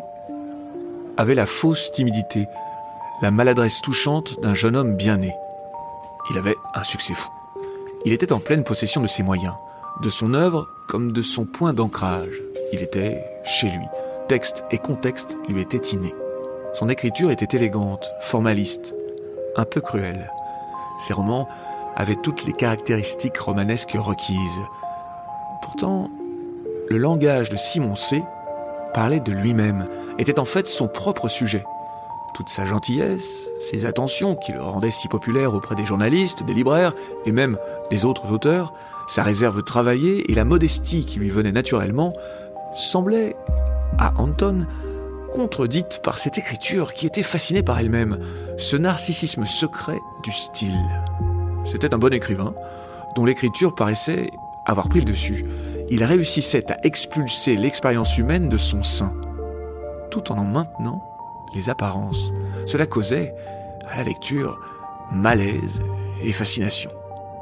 C'était aussi la raison pour laquelle on redoutait tant d'être croqué par Simon C. Il ne laissait de vous qu'une enveloppe vide. Yakuta Alikavazovic, Le Londres Luxor. Le livre qui suit, Histoire contre nature, histoire au pluriel, sort en 2006 et marque votre arrivée aux éditions de l'Olivier, qui demeure encore aujourd'hui votre maison et qui publie aussi bien Raymond Carver que Cormac McCarthy, en passant par votre héros, le Chilien Roberto Bolaño, ou les romans de Marie Desplechin ou Claude Ponty. Le livre est présenté comme un recueil de nouvelles, centré à chaque fois sur un personnage qui lui donne son titre, où l'on croise pour la première fois des prénoms et des situations qui reviendront dans votre œuvre. Estella, Anna, un certain John dont nous parlerons plus tard, des parents qui disparaissent encore, un hôtel et son réceptionniste méfiant. Ou encore un écrivain qui écrit difficilement, Simon, qui, la nuit, dans le silence, se pelotonne près des murs pour écouter les disputes des voisins. Ça l'aide à réfléchir. Il traduit les bourdonnements qu'il tente de deviner. L'imagination de Simon est lente à la détente, un peu atrophiée. Pardonnez, mon imagination sans doute un peu atrophiée, mais puisque les personnages se croisent de chapitre en chapitre et qu'ils évoluent au fil de l'histoire, c'est un roman, ce n'est pas un recueil de nouvelles. Pour moi, c'est presque un roman. C'est-à-dire que c'est l'étape avant que je n'arrive à vraiment écrire un roman. Il y avait un élan romanesque, et puis j'ai pas réussi à tenir la longueur. Et je le dis vraiment en toute affection pour la jeune écrivaine que j'étais. L'élément central, la pièce centrale de cette série de nouvelles, elle manque toujours, elle se dérobe toujours, et il y a un grand vide au cœur. C'est ça qui explique en fait cette fragmentation, qui explique cette construction en nouvelles qui dérivent en fait les unes séparément des autres, qui s'éclairent un petit peu les unes les autres, mais finalement, il y a un événement central violent et assez mystérieux qui n'est jamais évoqué. Et si c'est fondateur de quelque chose, c'est moins fondateur de mon rapport au roman que de mon rapport au silence.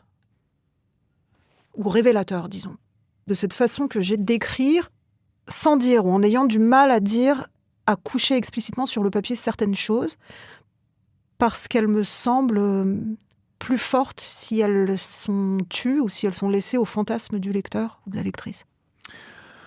Être signé aux éditions de l'Olivier, ça se fait par l'envoi du manuscrit à la poste ? Eh bien, c'est Geneviève, en fait. Je lui ai donné Histoire contre nature à lire, Geneviève Brisac. Et elle m'a dit, c'est très bien, ça n'est pas pour la jeunesse. Là, il n'y a pas d'ambiguïté possible.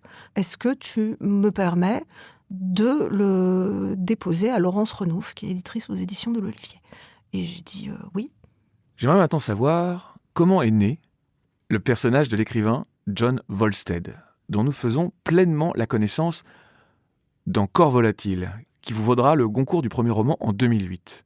Sur quel modèle créez-vous ce vieil excentrique, neurasthénique, adultère, insomniaque, qui ressemble à un Kennedy rougeoyant et cireux, comme une figurine en fugue de chez Tussaud, qui traîne sa carcasse nocturne en tout point mythique sur les traces de sa femme, qui n'a écrit qu'un seul roman légendaire intitulé Les Narcissiques Anonymes, un beau menteur aux cheveux roux tirant sur le Auburn, qui roule ses cigarettes dans les pages de la Pléiade ou mange des pages de romans, à la fois figure de la puissance, un homme blanc, bourgeois, américain, et de l'impuissance, un écrivain qui n'écrit plus, un amant qui n'aime plus, un père peu paternel. C'est tout sauf moi. À ceci près, peut-être qu'il y a une forme de mélancolie, de désenchantement, plus ou moins amusé de la vie et du monde, que j'ai pu éprouver, moi, sans peut-être à l'époque l'assumer pleinement. C'était plus facile de le lui refourguer à lui que de le garder pour moi, ça. Donc peut-être qu'il m'a rendu une fière chandelle, ce John Volstead. Et un jour, quelqu'un dans une soirée s'est déguisé en lui. Voilà, c'est très étonnant. C'est vraiment des moments où la frontière entre fiction et réalité se brouille complètement, fond complètement, disparaît complètement. Et c'est encore plus étrange parce qu'un jour, mais des années après, je dînais chez des gens et à ce dîner, il y avait John Volstead. Qui es-tu, toi ? Il y avait quelqu'un, il y avait un homme, Que fais-tu ici ? en chair et en os, enfin, je veux dire, c'est la première fois où ça m'est arrivé, j'ai reconnu l'un de mes personnages bien après coup. C'est-à-dire, c'est pas quelqu'un que j'ai croisé et dont je me suis inspirée pour une création, pour une scène, pour un personnage. Ça, c'est assez banal, ça nous arrive à toutes et à tous. Tu dois avoir un talent quelconque, tout de même. Non, là, c'était vraiment... J'avais tourné la page de John Volstead et un jour, je l'ai croisé chez des gens. Dans une salle de bain. Mais on s'est éclipsé à un moment donné. Moi, je ne vais pas raconter ma vie quand même comme ça, mais je ne pouvais pas ne pas rencontrer mon propre personnage. Sache que j'ai volé ce peignoir dans un hôtel. Un hôtel incroyable, avec des murs lisses et noirs qui reflétaient les ombres. Et je t'assure qu'il y en avait des ombres. Au moins 3 par personne. Donc oui, il y a eu un moment sur lequel on va jeter un voile pudique dans une salle de bain. On ne dira pas que vous l'avez embrassé. Par exemple, on peut s'en passer. C'était l'une des choses les plus étonnantes que j'ai vécues. Viens avec moi. Je veux que tu retiennes quelque chose. Parce que c'était son sosie, en fait. Mais c'était même pas que c'était son sosie. C'est-à-dire que ce personnage, il avait une existence pour moi, mais il a une existence littéraire. Je le vois pas, je l'hallucine pas, je fais quand même très bien la part des choses. C'est intéressant, ça. Et encore une fois, un peu comme quand on rencontre une voix ou quand on rencontre une personne et on se dit oh, je ne la connaissais pas avant qu'elle entre dans la pièce, mais je sais maintenant que c'est la personne pour moi. Eh bien, moi, je ne savais pas qui était John Volstead, et puis j'ai vu cet homme et je savais que c'était lui. Pourriez-vous nous lire ce petit passage de ce premier roman, Corps volatile, et tenter de répondre à la question finale de ce passage pour vous-même?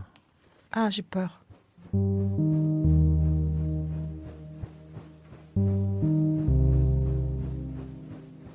John avait bien un projet de roman en cours.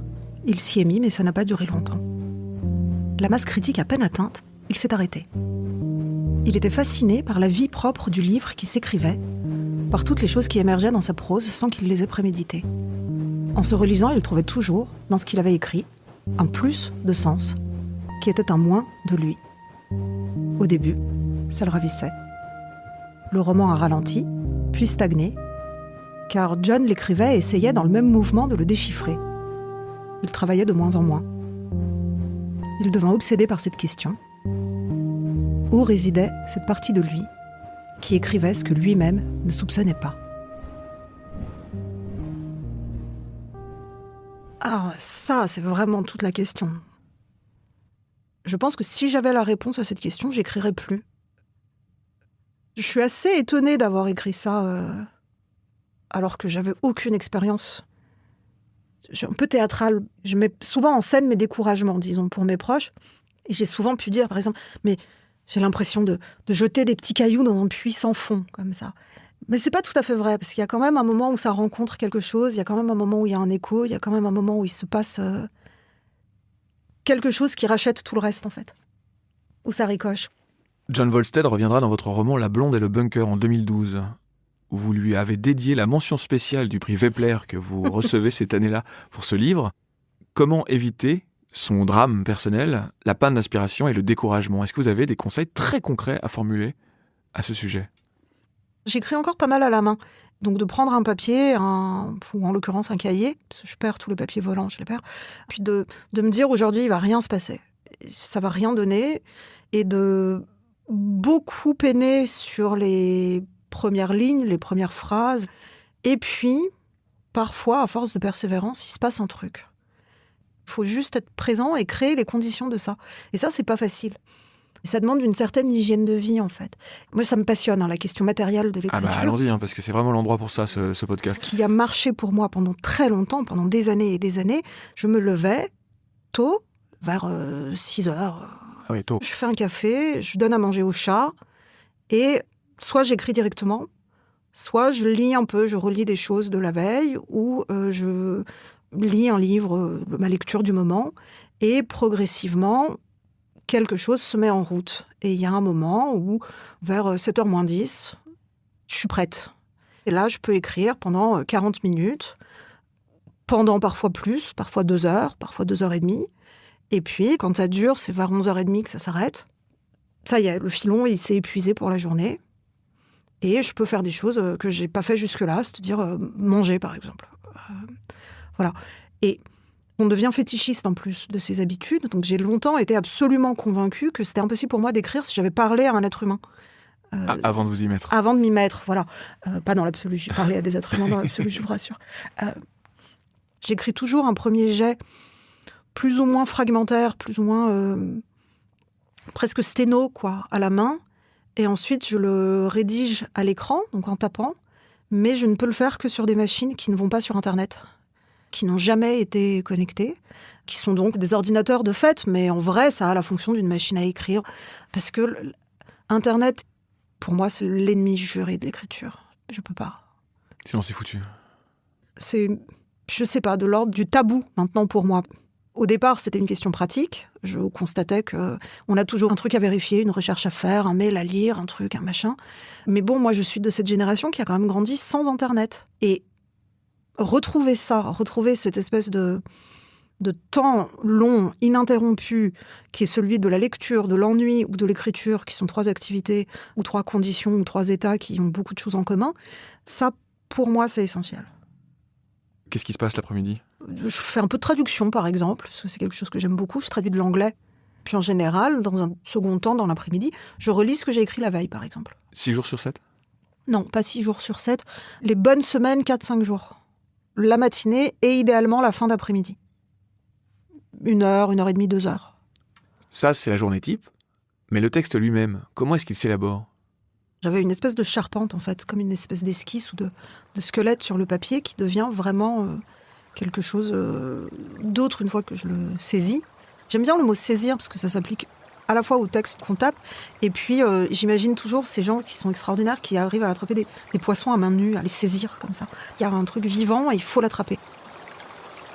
Là, dans le passage que vous m'avez fait lire de Corve-Latil, il y a cette expression de masse critique que j'emploie tout le temps pour parler de mon travail. Je ne savais pas que ça date de cette époque, que ça remonte à aussi loin. Une espèce de densité comme ça. Mais il y a une justesse qui s'obtient à force de travailler, de dépoussiérer, de réécrire aussi beaucoup. Je fais ça beaucoup, réécrire. Mais qui ralentit le livre dans son ensemble. Et parfois, ça a pu me jouer des tours. Parfois, j'ai pu rester trop scotché sur quelques pages ou sur un paragraphe précis, alors que c'est des questions qui finalement... Mais ça, je m'adoucis un petit peu avec moi-même au fil des ans. C'est pas si important finalement. Il faut pas que ça vienne entraver le cours du livre. Et je dis le cours du livre parce que je crois qu'il y a quelque chose d'aquatique dans un livre qui serait comme un cours d'eau qui partirait d'un endroit pour aller à un autre endroit et qui a une force propre. Il faut lui faire la place, mais il a cette espèce de force. Et que si on est trop à s'arrêter, à faire des petits barrages conscients ou inconscients, il y a quelque chose qui est entravé.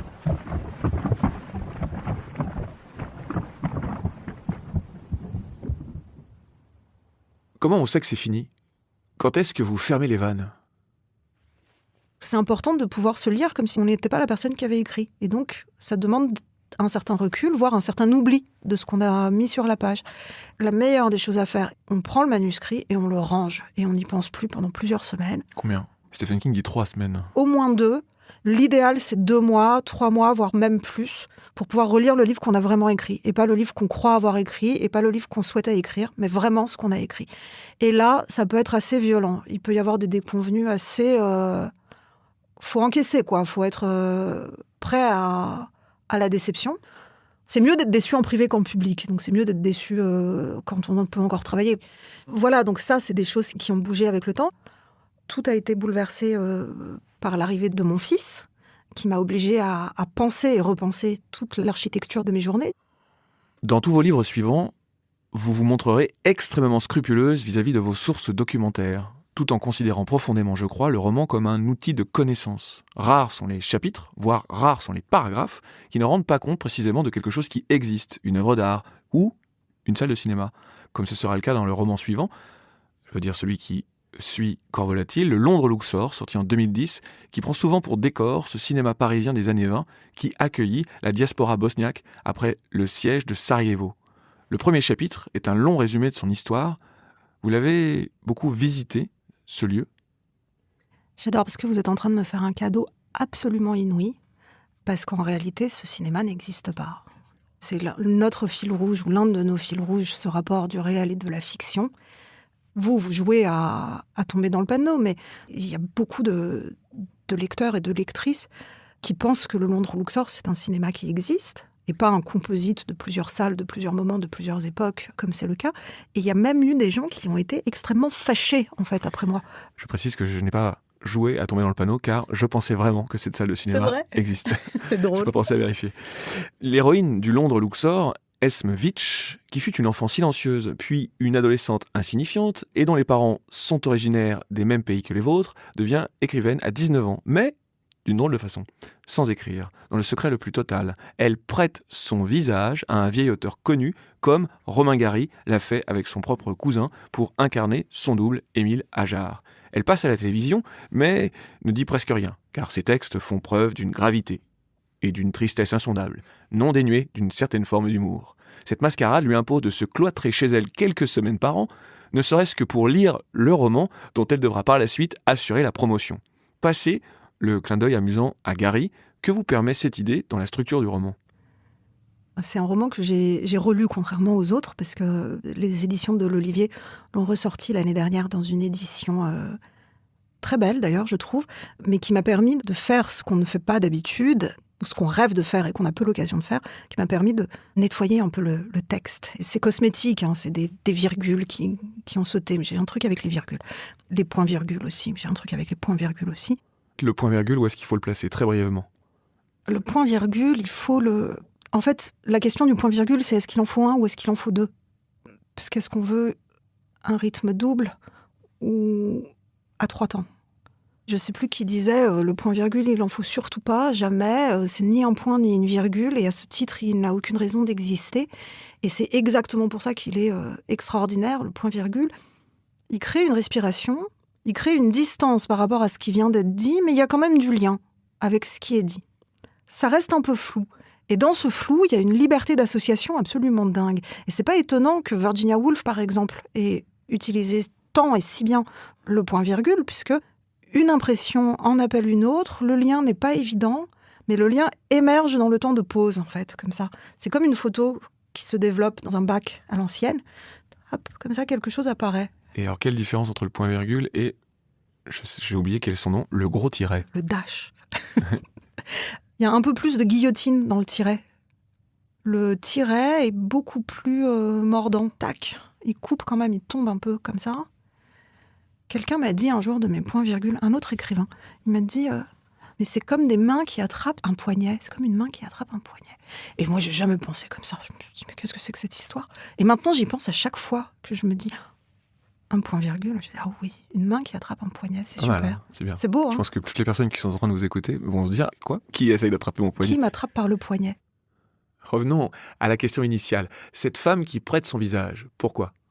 Je me suis rendu compte d'une chose à propos de ce livre, Le Londres Luxor, qui m'avait peut-être échappé au moment où j'écrivais. C'est que c'est un livre sur une jeune femme qui n'a pas de voix et qui cherche sa voix. Elle est le visage de quelqu'un, mais elle n'a pas de voix. Et à la fin, elle dit « je ». C'est les dernières pages du livre. Il y a un « je » qui apparaît.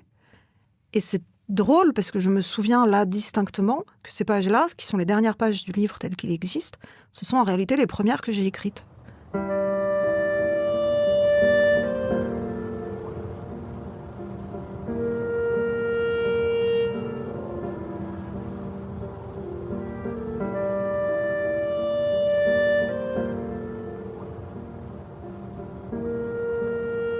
Ma sœur rentrait toujours du cercle spirit couverte de bleu.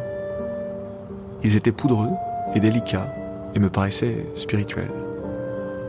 Ils avaient moins leur place sur sa peau que dans un crépuscule nostalgique, peint, impossible. Je ne l'avais pas vue depuis longtemps. Elle s'était rendue dans notre pays d'origine, à la recherche de papiers de famille. Elle voulait aussi en prendre le pouls, car notre pays d'origine n'existait plus. Nous pouvions donc nous prévaloir, à une certaine échelle et dans une certaine mesure, d'avoir vécu la fin des temps, et de vivre, depuis, dans le temps de la fin des temps. Même avant d'en avoir pris pleinement conscience, cela nous conférait quelque chose d'émouvant, une certaine aura, dont l'une a pris davantage à se servir que l'autre.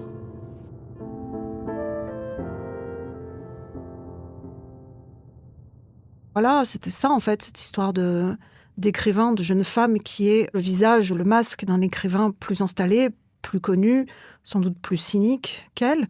C'était une façon de dire que pour écrire, il faut se défaire en fait aussi d'un passé littéraire. Il faut se défaire d'une image de l'écrivain et qu'on ne sait pas quel jeu va émerger à la fin. Est-ce que l'un de vos démons, en tant qu'autrice, est-ce que par exemple c'est le démon de l'érudition ? Moi par exemple dans La Blonde et le Bunker, l'excès de références présent absolument à tous les chapitres, toutes ces œuvres d'art qui sont mentionnées, m'a semblé indigeste et je me suis dit au bout d'un moment, où est-elle ? Où est l'autrice ? Quels sont ses affects ? Et est-ce que ces références sont une sorte de paravent pour slalomer, éviter de nous dire quelque chose ? Oui, c'est une bonne question.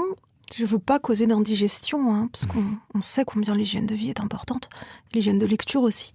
Je pense que La Blonde et le Bunker, il a une place un peu à part quand même dans mes livres, et je pense que c'est un livre sur justement la façon dont l'érudition, la quête permanente du fait, d'une collection en fait, vient se mettre à la place d'un deuil qui ne peut pas se faire. Et vient remplacer finalement une perte dont on ne peut pas accepter qu'elle ait lieu, qui est la perte d'un amour dans ce livre-là. Mais je pense que ce livre-là était un tournant.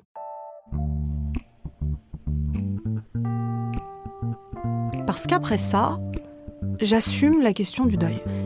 Et je l'embrasse, et j'en fais justement cette question qui était toujours repoussée à la marge, surtout dans La Blonde et le Bunker, revient à sa place centrale dans le livre qui suit, dans L'Avancée de la nuit, où il est question du deuil d'un pays. Comment fait-on le deuil d'un pays ? Comment fait-on le deuil d'une mère, d'une origine ? Et c'est l'une des questions qui sera centrale, je pense pour moi, pas seulement maintenant, mais pour la suite aussi.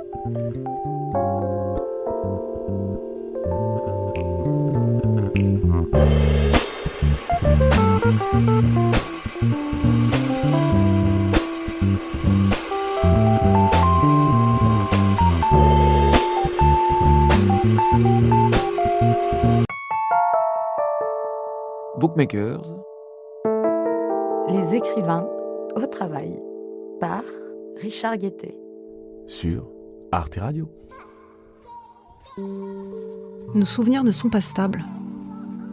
Contrairement à ce qu'on a longtemps pensé, ils évoluent. Nous les reconstruisons à chaque évocation, et chaque évocation, plutôt que de les consolider, les fragilise. D'autre part, un souvenir n'est jamais aussi fragile que lorsqu'il vient d'être évoqué. C'est même le meilleur moment pour le modifier ou l'effacer. À l'électricité, par exemple, aux électrochocs. Mais s'il se produit un événement extérieur inattendu, perturbateur, disons une explosion, un attentat, ou peut-être simplement une coupure de courant, une sonnerie de téléphone intempestive, le souvenir peut se brouiller ou s'éroder de lui-même. La fois suivante, on ne s'en rend pas compte. Il a bougé.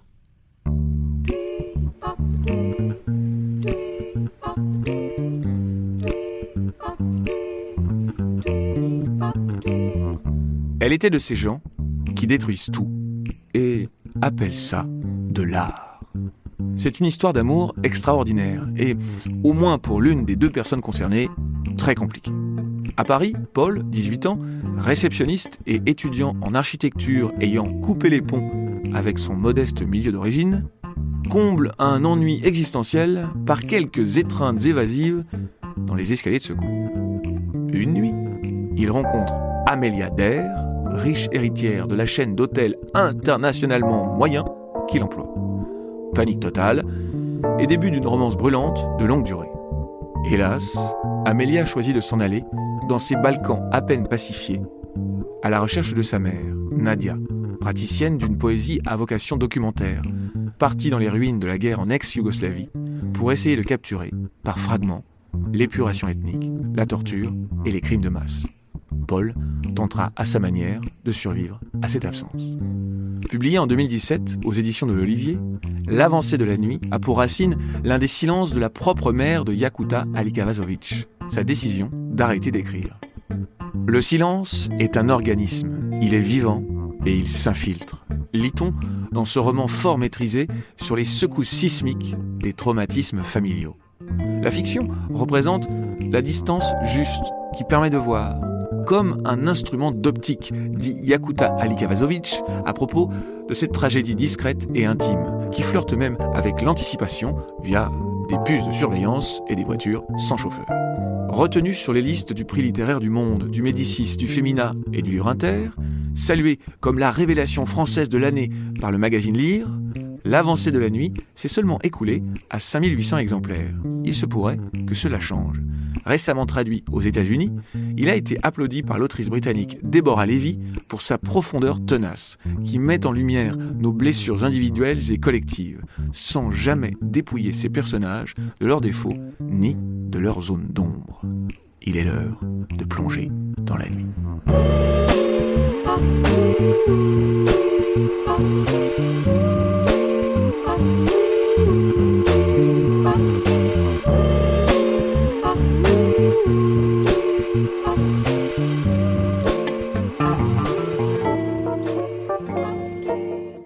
Yakuta Alikavazovic, un jour, vous avez dit, c'est toujours quand on fait autre chose que les idées se présentent. Et c'est à ça qu'on reconnaît un livre qui a envie d'être écrit. Il pousse. Vous êtes avec des gens, vous passez une très bonne soirée, et au fond de votre esprit, de votre cœur même, il y a un texte qui dit « Hey, et si on faisait un petit dessin ?»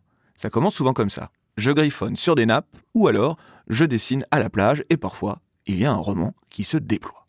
Y a-t-il un dessin à l'origine de l'avancée de la nuit ?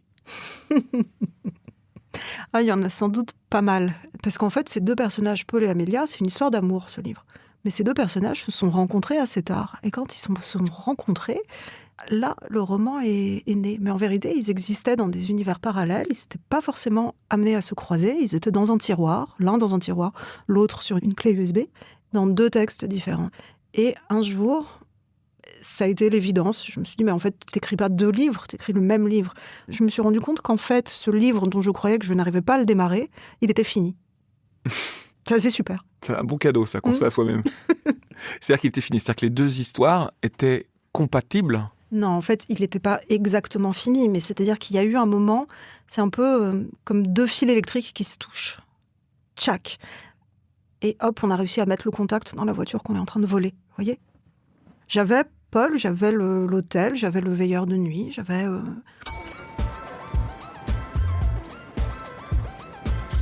Puis, il y avait les soirées, les nuits, de longues fêtes enivrantes et un personnel où Paul perdait ses amis, faisait exprès de les perdre. Car lui, avec son torse de nageur et ses cils interminables, on s'en entichait facilement. On lui mettait des verres en main, des verres pleins de liquide pur ou perlé qui parfois le faisaient basculer dans une extrême lenteur. Où tout se passait comme sous l'eau et où les gestes n'étaient jamais achevés qu'au 9/10. Des nuits sur des toits ou dans des caves ou dans des hôtels particuliers ou dans des stations de métro abandonnées, des nuits enfumées, des nuits où il perdait ses compagnons de vue, puis les retrouvait. Mais parfois ce n'était pas eux, juste son propre reflet. Mais c'était avant Amélia Dare. C'était avant l'hôtel. Jamais il n'avait envisagé de la trouver là, à 2-3 heures du matin, sur son lieu de travail. Et puis j'avais un autre endroit qui était une femme dans une chambre, pas forcément d'hôtel d'ailleurs, et qui racontait une enfance et une vie qui avait pas mal de choses à voir, je dois dire, avec la mienne, et qui les racontait à la première personne. Mais c'était pas tout à fait moi, c'était pas tout à fait ça, on n'y était pas encore, c'était quand même un personnage. Il l'a trouvé un peu ridicule. Ou trouvait ridicule ce qu'on disait d'elle. Ce qui, pour lui qui ne lui avait jamais adressé la parole et ne voyait aucune raison de le faire, était une seule et même chose. Ce qu'on racontait d'elle à la fac était un fourmillement de fantasmes juvéniles.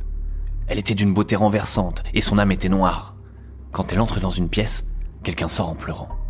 Son père était riche, ou mort, ou riche et mort.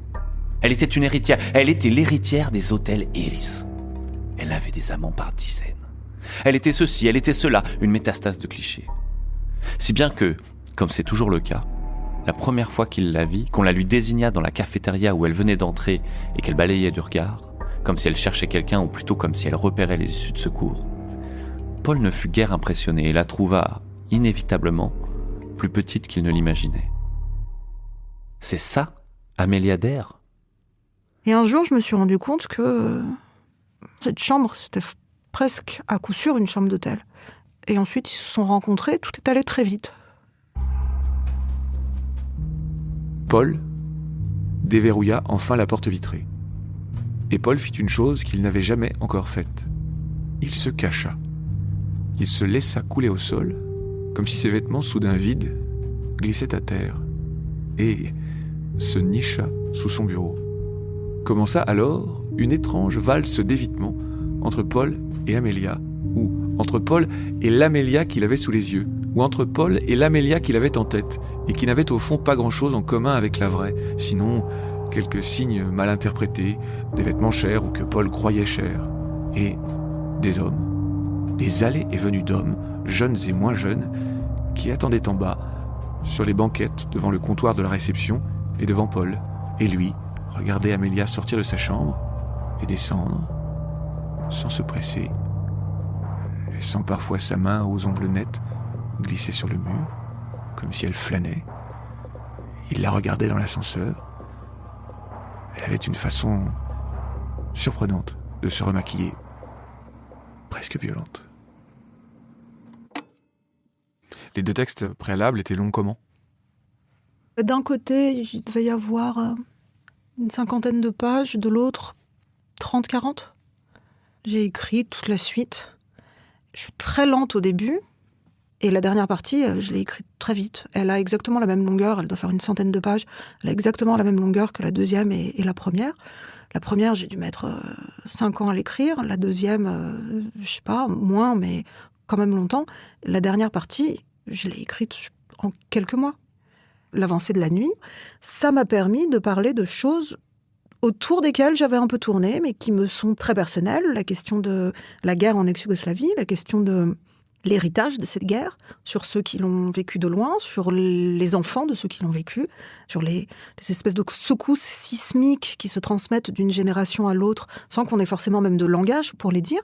Tout ça, c'est le grand sujet, le sujet de cœur de l'avancée de la nuit. Et tout ça, c'est parti presque du défi que je me suis lancé, mais prenons le grand cliché de la littérature, une rencontre, qu'est-ce qu'on peut en faire ? Vous faites des plans ? Je fais des schémas, des petits dessins. Alors, à quoi ça ressemble ? Est-ce que vous avez déjà joué à Football Manager ? Alors, j'ai beaucoup d'amis qui ont même perdu beaucoup de leur vie et de leur santé dans des nuits à Football Manager, mais je veux bien que vous précisiez pour les personnes qui ne connaissent pas ce jeu. C'est un jeu de foot en ligne. On est manager d'une équipe qu'on a conçue soi-même. Et alors, bon, maintenant, il y a des versions extrêmement sophistiquées du jeu où on peut choisir son avatar, mais à l'époque où j'ai été, moi, exposée comme un virus à Football Manager, c'était des petits points sur un écran et c'était juste des déplacements modélisés comme ça, c'était assez rudimentaire. D'ailleurs, il y a une trace de ça dans le Londres Luxor, parce qu'il y a quelqu'un qui fait ça, mais avec des cacahuètes sur une table de bar, qui modélise des déplacements. C'était un peu, je pense, un contre-coup de Football Manager. Jeu auquel vous jouiez vous-même ? Non, je peux pas aller jusque-là, non. Vous avez fréquenté quelqu'un qui était assez fort à Football Manager ? Parfois, je passais dans des pièces où des parties de Football Manager étaient en cours.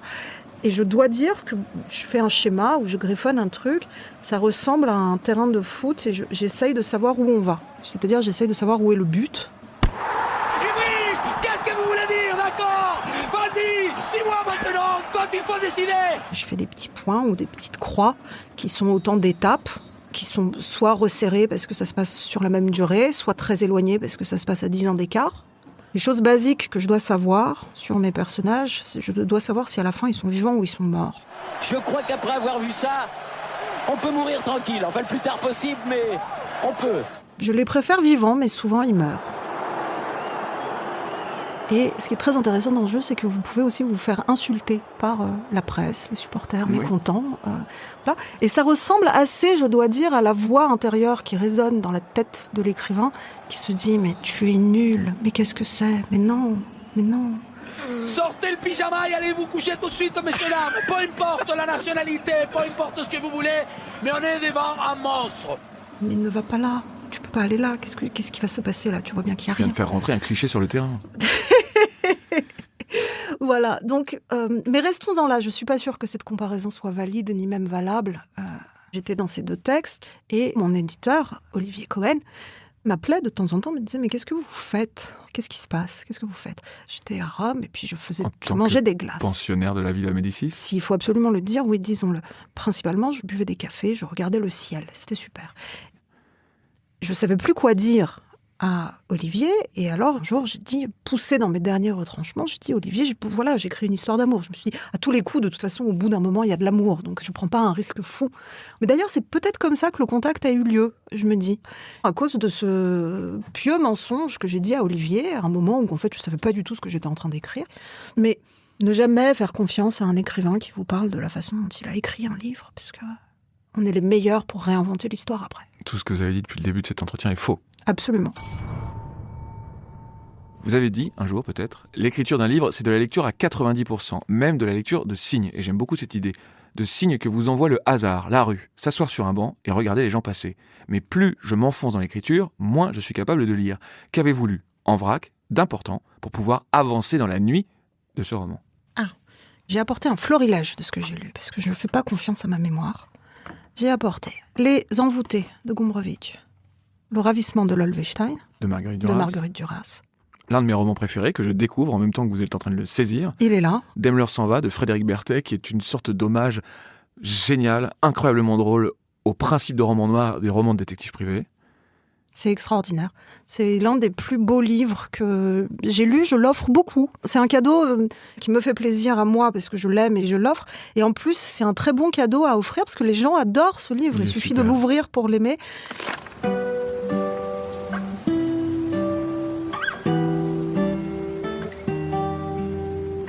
Daimler avait développé un jour une théorie littéraire. Et avec un tel brio que je suis resté persuadé qu'elle était la seule valable. Selon lui, le narrateur devait toujours être perché sur la branche d'un arbre, au bord d'une route. Et, quand le personnage principal passait, au volant d'une voiture décapotable blanche, avec la radio à fond, le narrateur devait se laisser tomber, sans bruit, au fond des sièges arrière. Quand ils existaient. Donc Daimler s'en va. Des nouvelles d'Edith Wharton, des histoires de fantômes. Kerfol.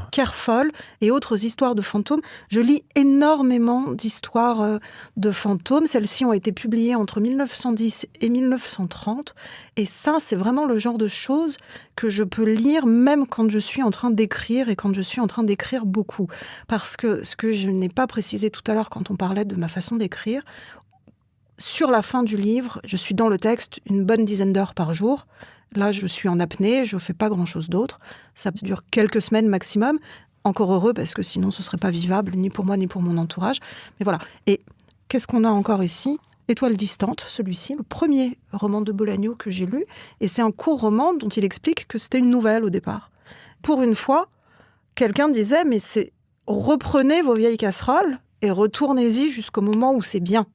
Pour écrire, j'ai besoin de lire des livres qui peuvent se lire sans début ou fin. Et Bolagno, c'est un peu ça. Il y a un univers Bolagno, mais on peut y entrer et en sortir de livre en livre. Donc c'est bien, ça permet de lire par fragments. Il vous arrive d'écrire dans un état de semi-hypnose, un peu suspendu. Et pour cela, vous faites parfois cette chose qui agace prodigieusement les témoins quand il y en a. Vous mettez une chanson en boucle et vous la laissez complètement s'infiltrer. Quelle chanson avez-vous écouté en boucle pour ce roman ? Très vraisemblablement quelque chose du Velvet Underground. Possiblement Sunday Morning. En boucle. Ouais, ça, c'est bien pour devenir cinglé. Ouais. Mais oui. Oui.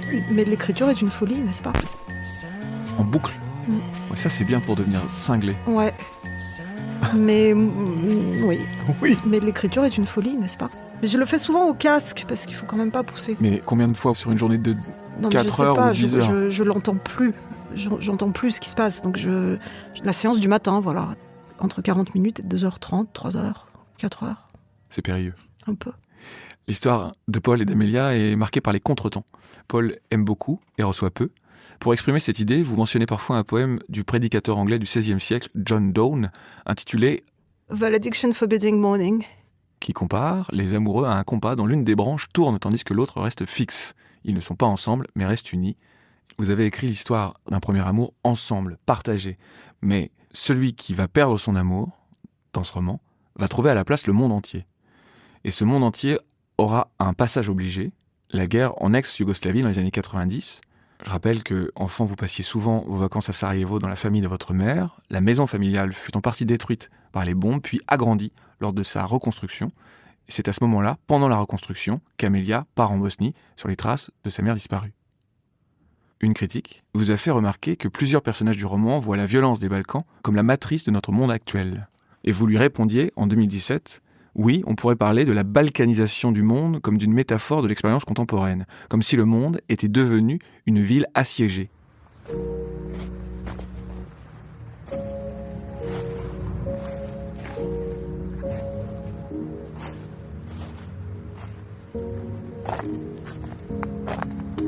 C'était les débuts de l'Union européenne et d'une certaine façon, cela en fut déjà la fin, révélant à qui voulait le voir, ou n'avait d'autre choix que de le voir, une mascarade grinçante d'impuissance mise en scène, revendiquée, de débats, de questions rhétoriques. Était-ce une guerre civile ou pas, à proprement parler? Y avait-il génocide, à proprement parler? Qui savait quoi? Qui avait fait quoi, laissé faire quoi? Les Anglais savaient, mais n'avaient rien fait.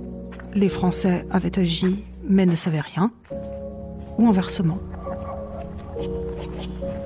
Une longue chaîne réversible de responsabilités, comme ces rubans infinis qui n'ont ni envers ni endroit, mais une seule face, puissance et impuissance ramenées au même, des faits de mots. La simple mention des Américains jetait un frisson d'espérance ou d'effroi le long des échines, mettait une lueur malade dans l'œil. Il fallait à l'époque, pour ceux qui étaient à divers degrés concernés par cette guerre, ou s'estimaient concernés par cette guerre, lire les signes, apprendre un langage sous le langage, un alphabet de symptômes, de fantasmes, de pathologies.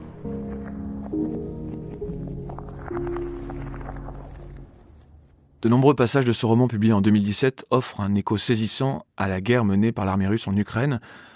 Depuis le début du conflit, vous avez dû, je suppose, énormément penser à ce que vous nommez le paradoxe de la ville assiégée. Tout le monde s'y presse et tout le monde veut en sortir. Ça réveille tellement de choses d'en parler. C'est vrai que c'est très troublant de se rendre compte que des situations qu'on pensait tellement obscènes, qui étaient acceptées comme telles, qui étaient dénoncées comme telles, peuvent néanmoins se répéter et se répètent et sont finalement la texture même de ce qu'on appelle l'histoire. Évidemment, ça me bouleverse. Toutes celles et ceux, en particulier ma famille qui était à Sarajevo pendant le siège, toutes celles et ceux qui, de près ou de moins près, ont été touchés par la guerre en ex-Yougoslavie, vivent dans une espèce de sidération de l'écho, comme s'il y avait d'un seul coup un retour de l'histoire. C'est naïf de dire qu'on ne l'avait pas vu venir, parce qu'évidemment, encore une fois, tout le monde savait que ça finirait bien par arriver, cette guerre en Ukraine. Et en même temps, moi, j'avais ce luxe incroyable de pouvoir ne pas y penser, de pouvoir vivre sans y penser. C'est malheureusement plus le cas maintenant. À votre avis, quel est le mot qui revient le plus souvent dans ce roman? Vous savez, vous C'est vrai Je sais pas. Étrange, étrangeté, étranger. Des passages à 4 fois par page. C'est incroyable. Très signifiant. Mais c'est exactement la façon dont je pense à ce livre et au projet qu'était ce livre. C'est vraiment un roman qui essaye de faire vivre quelque chose, de l'étrangeté incroyable qu'il y a à avoir vécu et pas vécu une guerre en même temps. Ça a été mon cas. j'ai perdu des membres de ma famille, j'ai perdu mon pays, la langue que je parlais, dans laquelle j'ai grandi, n'existe plus en tant que telle. Et en même temps, moi, j'étais pas sous les bombes.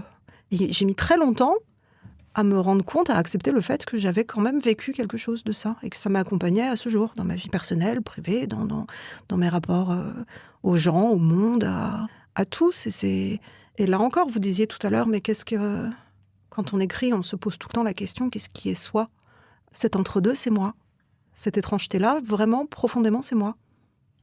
Comment avez-vous construit le personnage de Louise, qui a grandi protégée du monde, excessivement surveillée par son père, Paul, qui veut la maintenir, je cite, dans la sécurité ? Le roman oblige, et à partir du moment où j'avais ces deux personnes qui vivaient et ne vivaient pas finalement une histoire d'amour, qui la vivaient en décalé, vous parlez de contretemps, c'est très juste, cette façon empêchée pour eux de s'aimer, il me semblait évident que de cette histoire impossible, quelque chose était possible.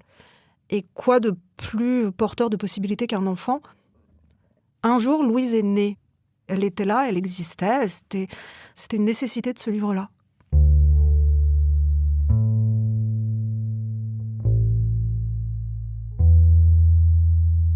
Et c'est vers cette ville défaite que Louise allait. Son père avait voulu la protéger de tout, mais voici ce qu'il n'avait pas compris, ce qu'il n'avait pas voulu voir. Où qu'elle fût, Louise avait grandi parmi des images d'effondrement et d'explosion, ou de ruines et de mort, ou de débris et de fuites. Elle n'était jamais dans une pièce sans écran, et qui disait écran, disait décombre. Visage couvert de sang et regard vide, rues refermées comme des pièges, bombardements verticaux ou charges horizontales. Si le monde est grand, on ne peut pour autant en sortir. Et aujourd'hui, Louise franchissait les mêmes frontières que ses cohortes d'hommes, de femmes et d'enfants, fuyant quelque chose qui était au-delà des guerres que l'on avait connues, au-delà de la mort même que l'on croyait connaître, et qui se révélait un état plus subtil que cela. Des colonnes désespérées de vivants, dans le cœur desquels quelque chose était mort, ou de morts dans le cœur desquels quelque chose était vivant. C'était cela, cette ambiguïté, la grande découverte du siècle, ou la grande découverte de Louise, qui traversait les mêmes lisières, les mêmes lignes qu'eux, mais seule, mais en sens inverse. Une très jeune femme, cheveux courts, grimée en garçon, dans un pays en guerre. Une très jeune femme dans une ville fantôme, cherchant la mère dont on lui a toujours dit qu'elle était morte.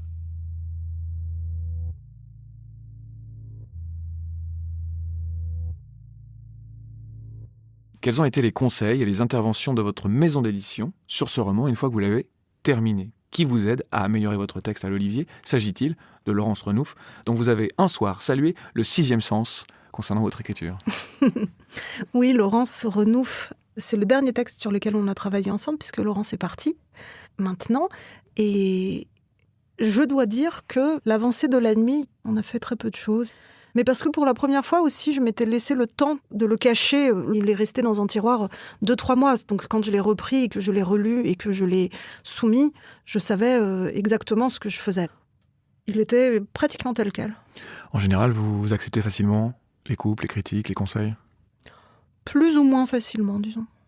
Si je me dis « Ah, mais oui, bon sang, mais c'est bien sûr », truc qu'on ne se dit jamais, en fait, qu'on lit dans des BD, mais qu'on se dit rarement, oui, là j'accepte bien volontiers, et je suis bien contente d'avoir une paire d'yeux comme ça qui puisse me dire, je dois reconnaître que je préfère de plus en plus mes propres erreurs aux conseils de quelqu'un d'autre.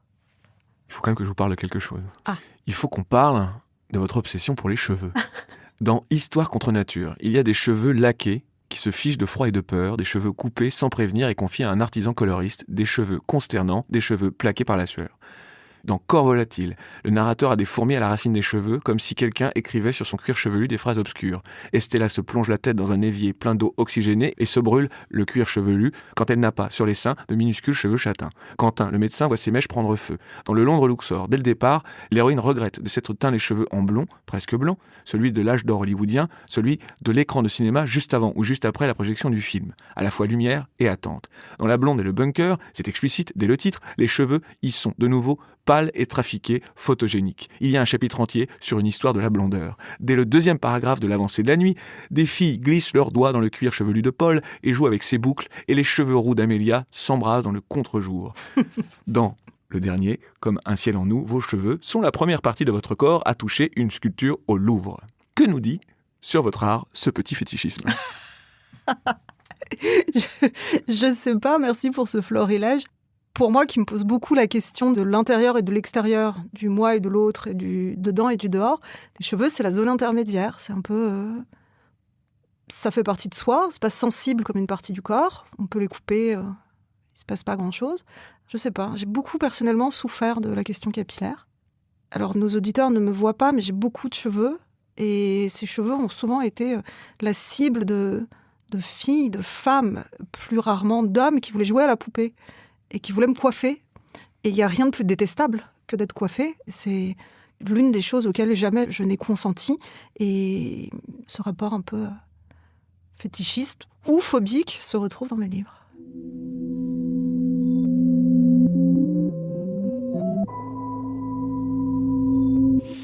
Dans l'avancée de la nuit, au début, on peut lire l'argent. Tout cet argent qui souvent est le vrai sujet des livres, son sujet caché, l'argent entre les lignes, celui qui manque et celui que l'on convoite et celui qui presse les mots sur la page. Est-ce qu'on peut parler d'argent? Oui, on peut parler d'argent. On en parle assez peu, enfin un peu plus maintenant, mais on parle assez peu des conditions matérielles des très jeunes écrivains, des très jeunes artistes, mais enfin c'est quand même des choses qui font ou qui défont des carrières avant même qu'elles ne commencent parfois. D'abord, un point sur votre CV. Enseignez-vous toujours l'anglais, la littérature et les arts visuels américains? Mais d'où sortez-vous ces informations? Écoutez, Vous avez une équipe de... Non, je suis seul en l'occurrence. Vous êtes multiples. Non, j'enseigne occasionnellement, mais je n'enseigne pas. Enfin, non. Depuis quand vivez-vous de votre art, de vos travaux d'écriture au sens le plus large? Depuis 2015. Je suis rentrée en France, j'étais en Italie avant ça. J'ai décidé que je ne ferais plus des choses que j'avais pas envie de faire. Vous êtes par ailleurs traductrice de l'anglais, par exemple de certains essais tout à fait invraisemblables et passionnants de David Foster Wallace. Vous vivez de la traduction depuis 2015, essentiellement, et des revenus liés à vos livres? Ouais. Est-ce qu'il y a un événement qui, en 2015, a permis de vous établir une certaine sérénité financière? Absolument pas. J'ai absolument aucune sérénité financière. Je vous rassure sur la question. Ok. Nulle sérénité. Peur, trouille. Non, fatalisme et endurance. L'essentiel, c'est de savoir endurer. Tchekhov dans La Mouette, à propos de la vie d'artiste.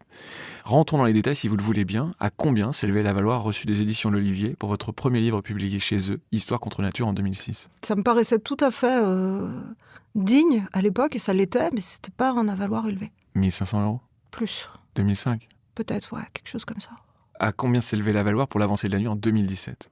Ça, j'ai signé un contrat qui m'interdit de le dire. Ah bon? Non, j'ai juste pas envie de vous le dire. Mais c'est 10 fois plus, c'est 25 000 €? Non. C'est moins? Oui. 15 000 €? Mais arrêtez! Tout le monde le dit dans ce podcast. Si vous voulez une fourchette, c'est entre 10 et 15. À combien s'élevait l'avaloir des éditions Stock pour Comme un ciel en nous, paru en 2021? À peu près similaire. Entre 10 000 et 15 000. Vous avez dit oui, avec la tête. Est-ce que vous négociez vos avaloirs? Modérément. Je suis très mauvaise négociatrice. C'est quelque chose à quoi j'aimerais bien travailler, mais j'écris peu. Enfin, je veux dire, je publie peu. Donc, c'est pas beaucoup, tout ça, sur plusieurs années.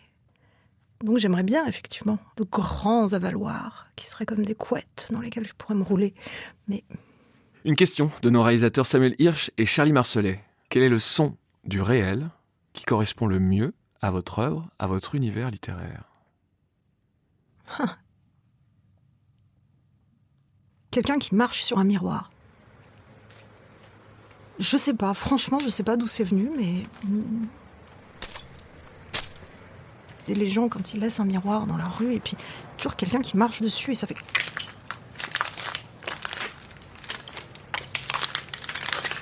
Ça s'écrase, là, ça se...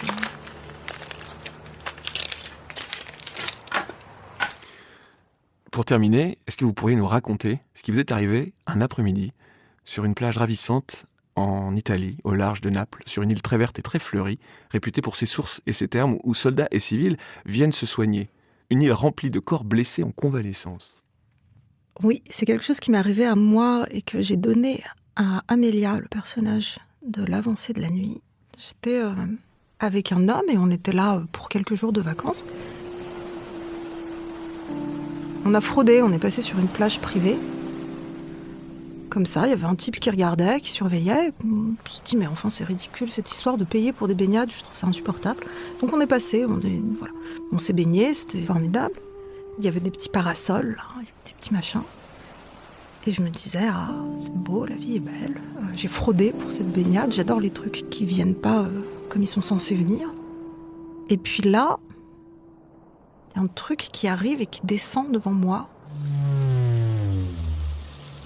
Et qui s'arrête à hauteur de mon visage. Et c'est un drone. Un gros drone de surveillance, de plage. Et à ce moment, quand même très étonnant, où le drone et moi, on se regarde. Il était vraiment peut-être à 30 cm comme ça. Et on se regardait. J'étais complètement bouche bée. Je me suis même pas dit, je vais l'écrire un jour. J'étais tellement étonnée que je me suis même pas dit ça. Et le drone est resté comme ça devant moi, un peu statique. Il m'a bien regardé. Et moi, j'ai eu un petit sourire gêné, un peu. Pardon, oui, c'est vrai, j'ai fraudé, comme j'aurais eu devant quelqu'un, en fait. Et le drone est parti. Je me suis dit que c'était vraiment très étonnant de sourire comme ça pour attendrir une machine.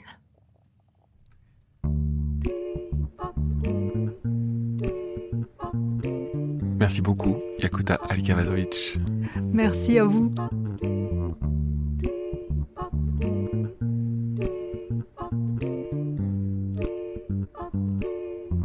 Chères auditrices, chers auditeurs, nous arrivons à la fin de ce numéro et de cette deuxième saison de Bookmakers, les écrivains au travail. Nous avons cependant trouvé de quoi occuper tout l'été les passionnés de chasse au trésor. Car ce que Yakuta Alikavazovic vous a promis au cours de cette conversation est vrai. Si vous arrivez à trouver ce qu'elle a caché au musée du Louvre, à Paris, dans la salle des Cariatides, en sachant, je cite, qu'il n'est pas impossible que cela bouge, l'écrivaine, promis, ira au Louvre avec vous. Vous avez jusqu'au 1er septembre pour nous communiquer vos théories et vos trouvailles que nous transmettrons pour validation à l'autrice de Comme un ciel en nous. Pour nous écrire, il y a cette adresse mail arteradio@artefrance.fr. Je répète, arteradio@artefrance.fr. Très grand merci, comme chaque mois, à mes collaborateurs et collaboratrices exceptionnels. Charlie Marcelet pour la réalisation et le mixage, Sarah Monimard pour la prise de son et le montage, Sylvain Gir, Chloé Assous-Plugnan et Arnaud Forest pour les lectures, Sylvain Cabot pour l'illustration, Samuel Hirsch pour les musiques originales, sans oublier Ève Girard pour sa réinterprétation de notre générique au clavier et au chant que vous entendez en ce moment même.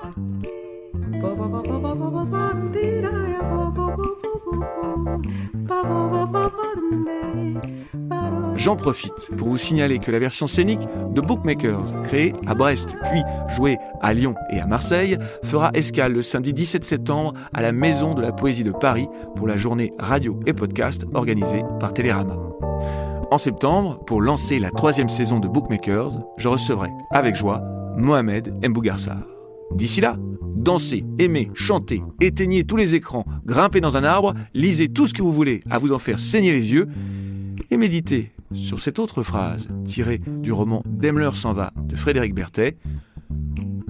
Tu ne peux pas savoir, répétait-il avec allégresse, tu ne peux pas savoir la quantité de résignation que les gens portent en eux. Dans les dîners, il traquait les résignations. Quand il en avait levé une, il l'abattait d'un coup de fusil imparable.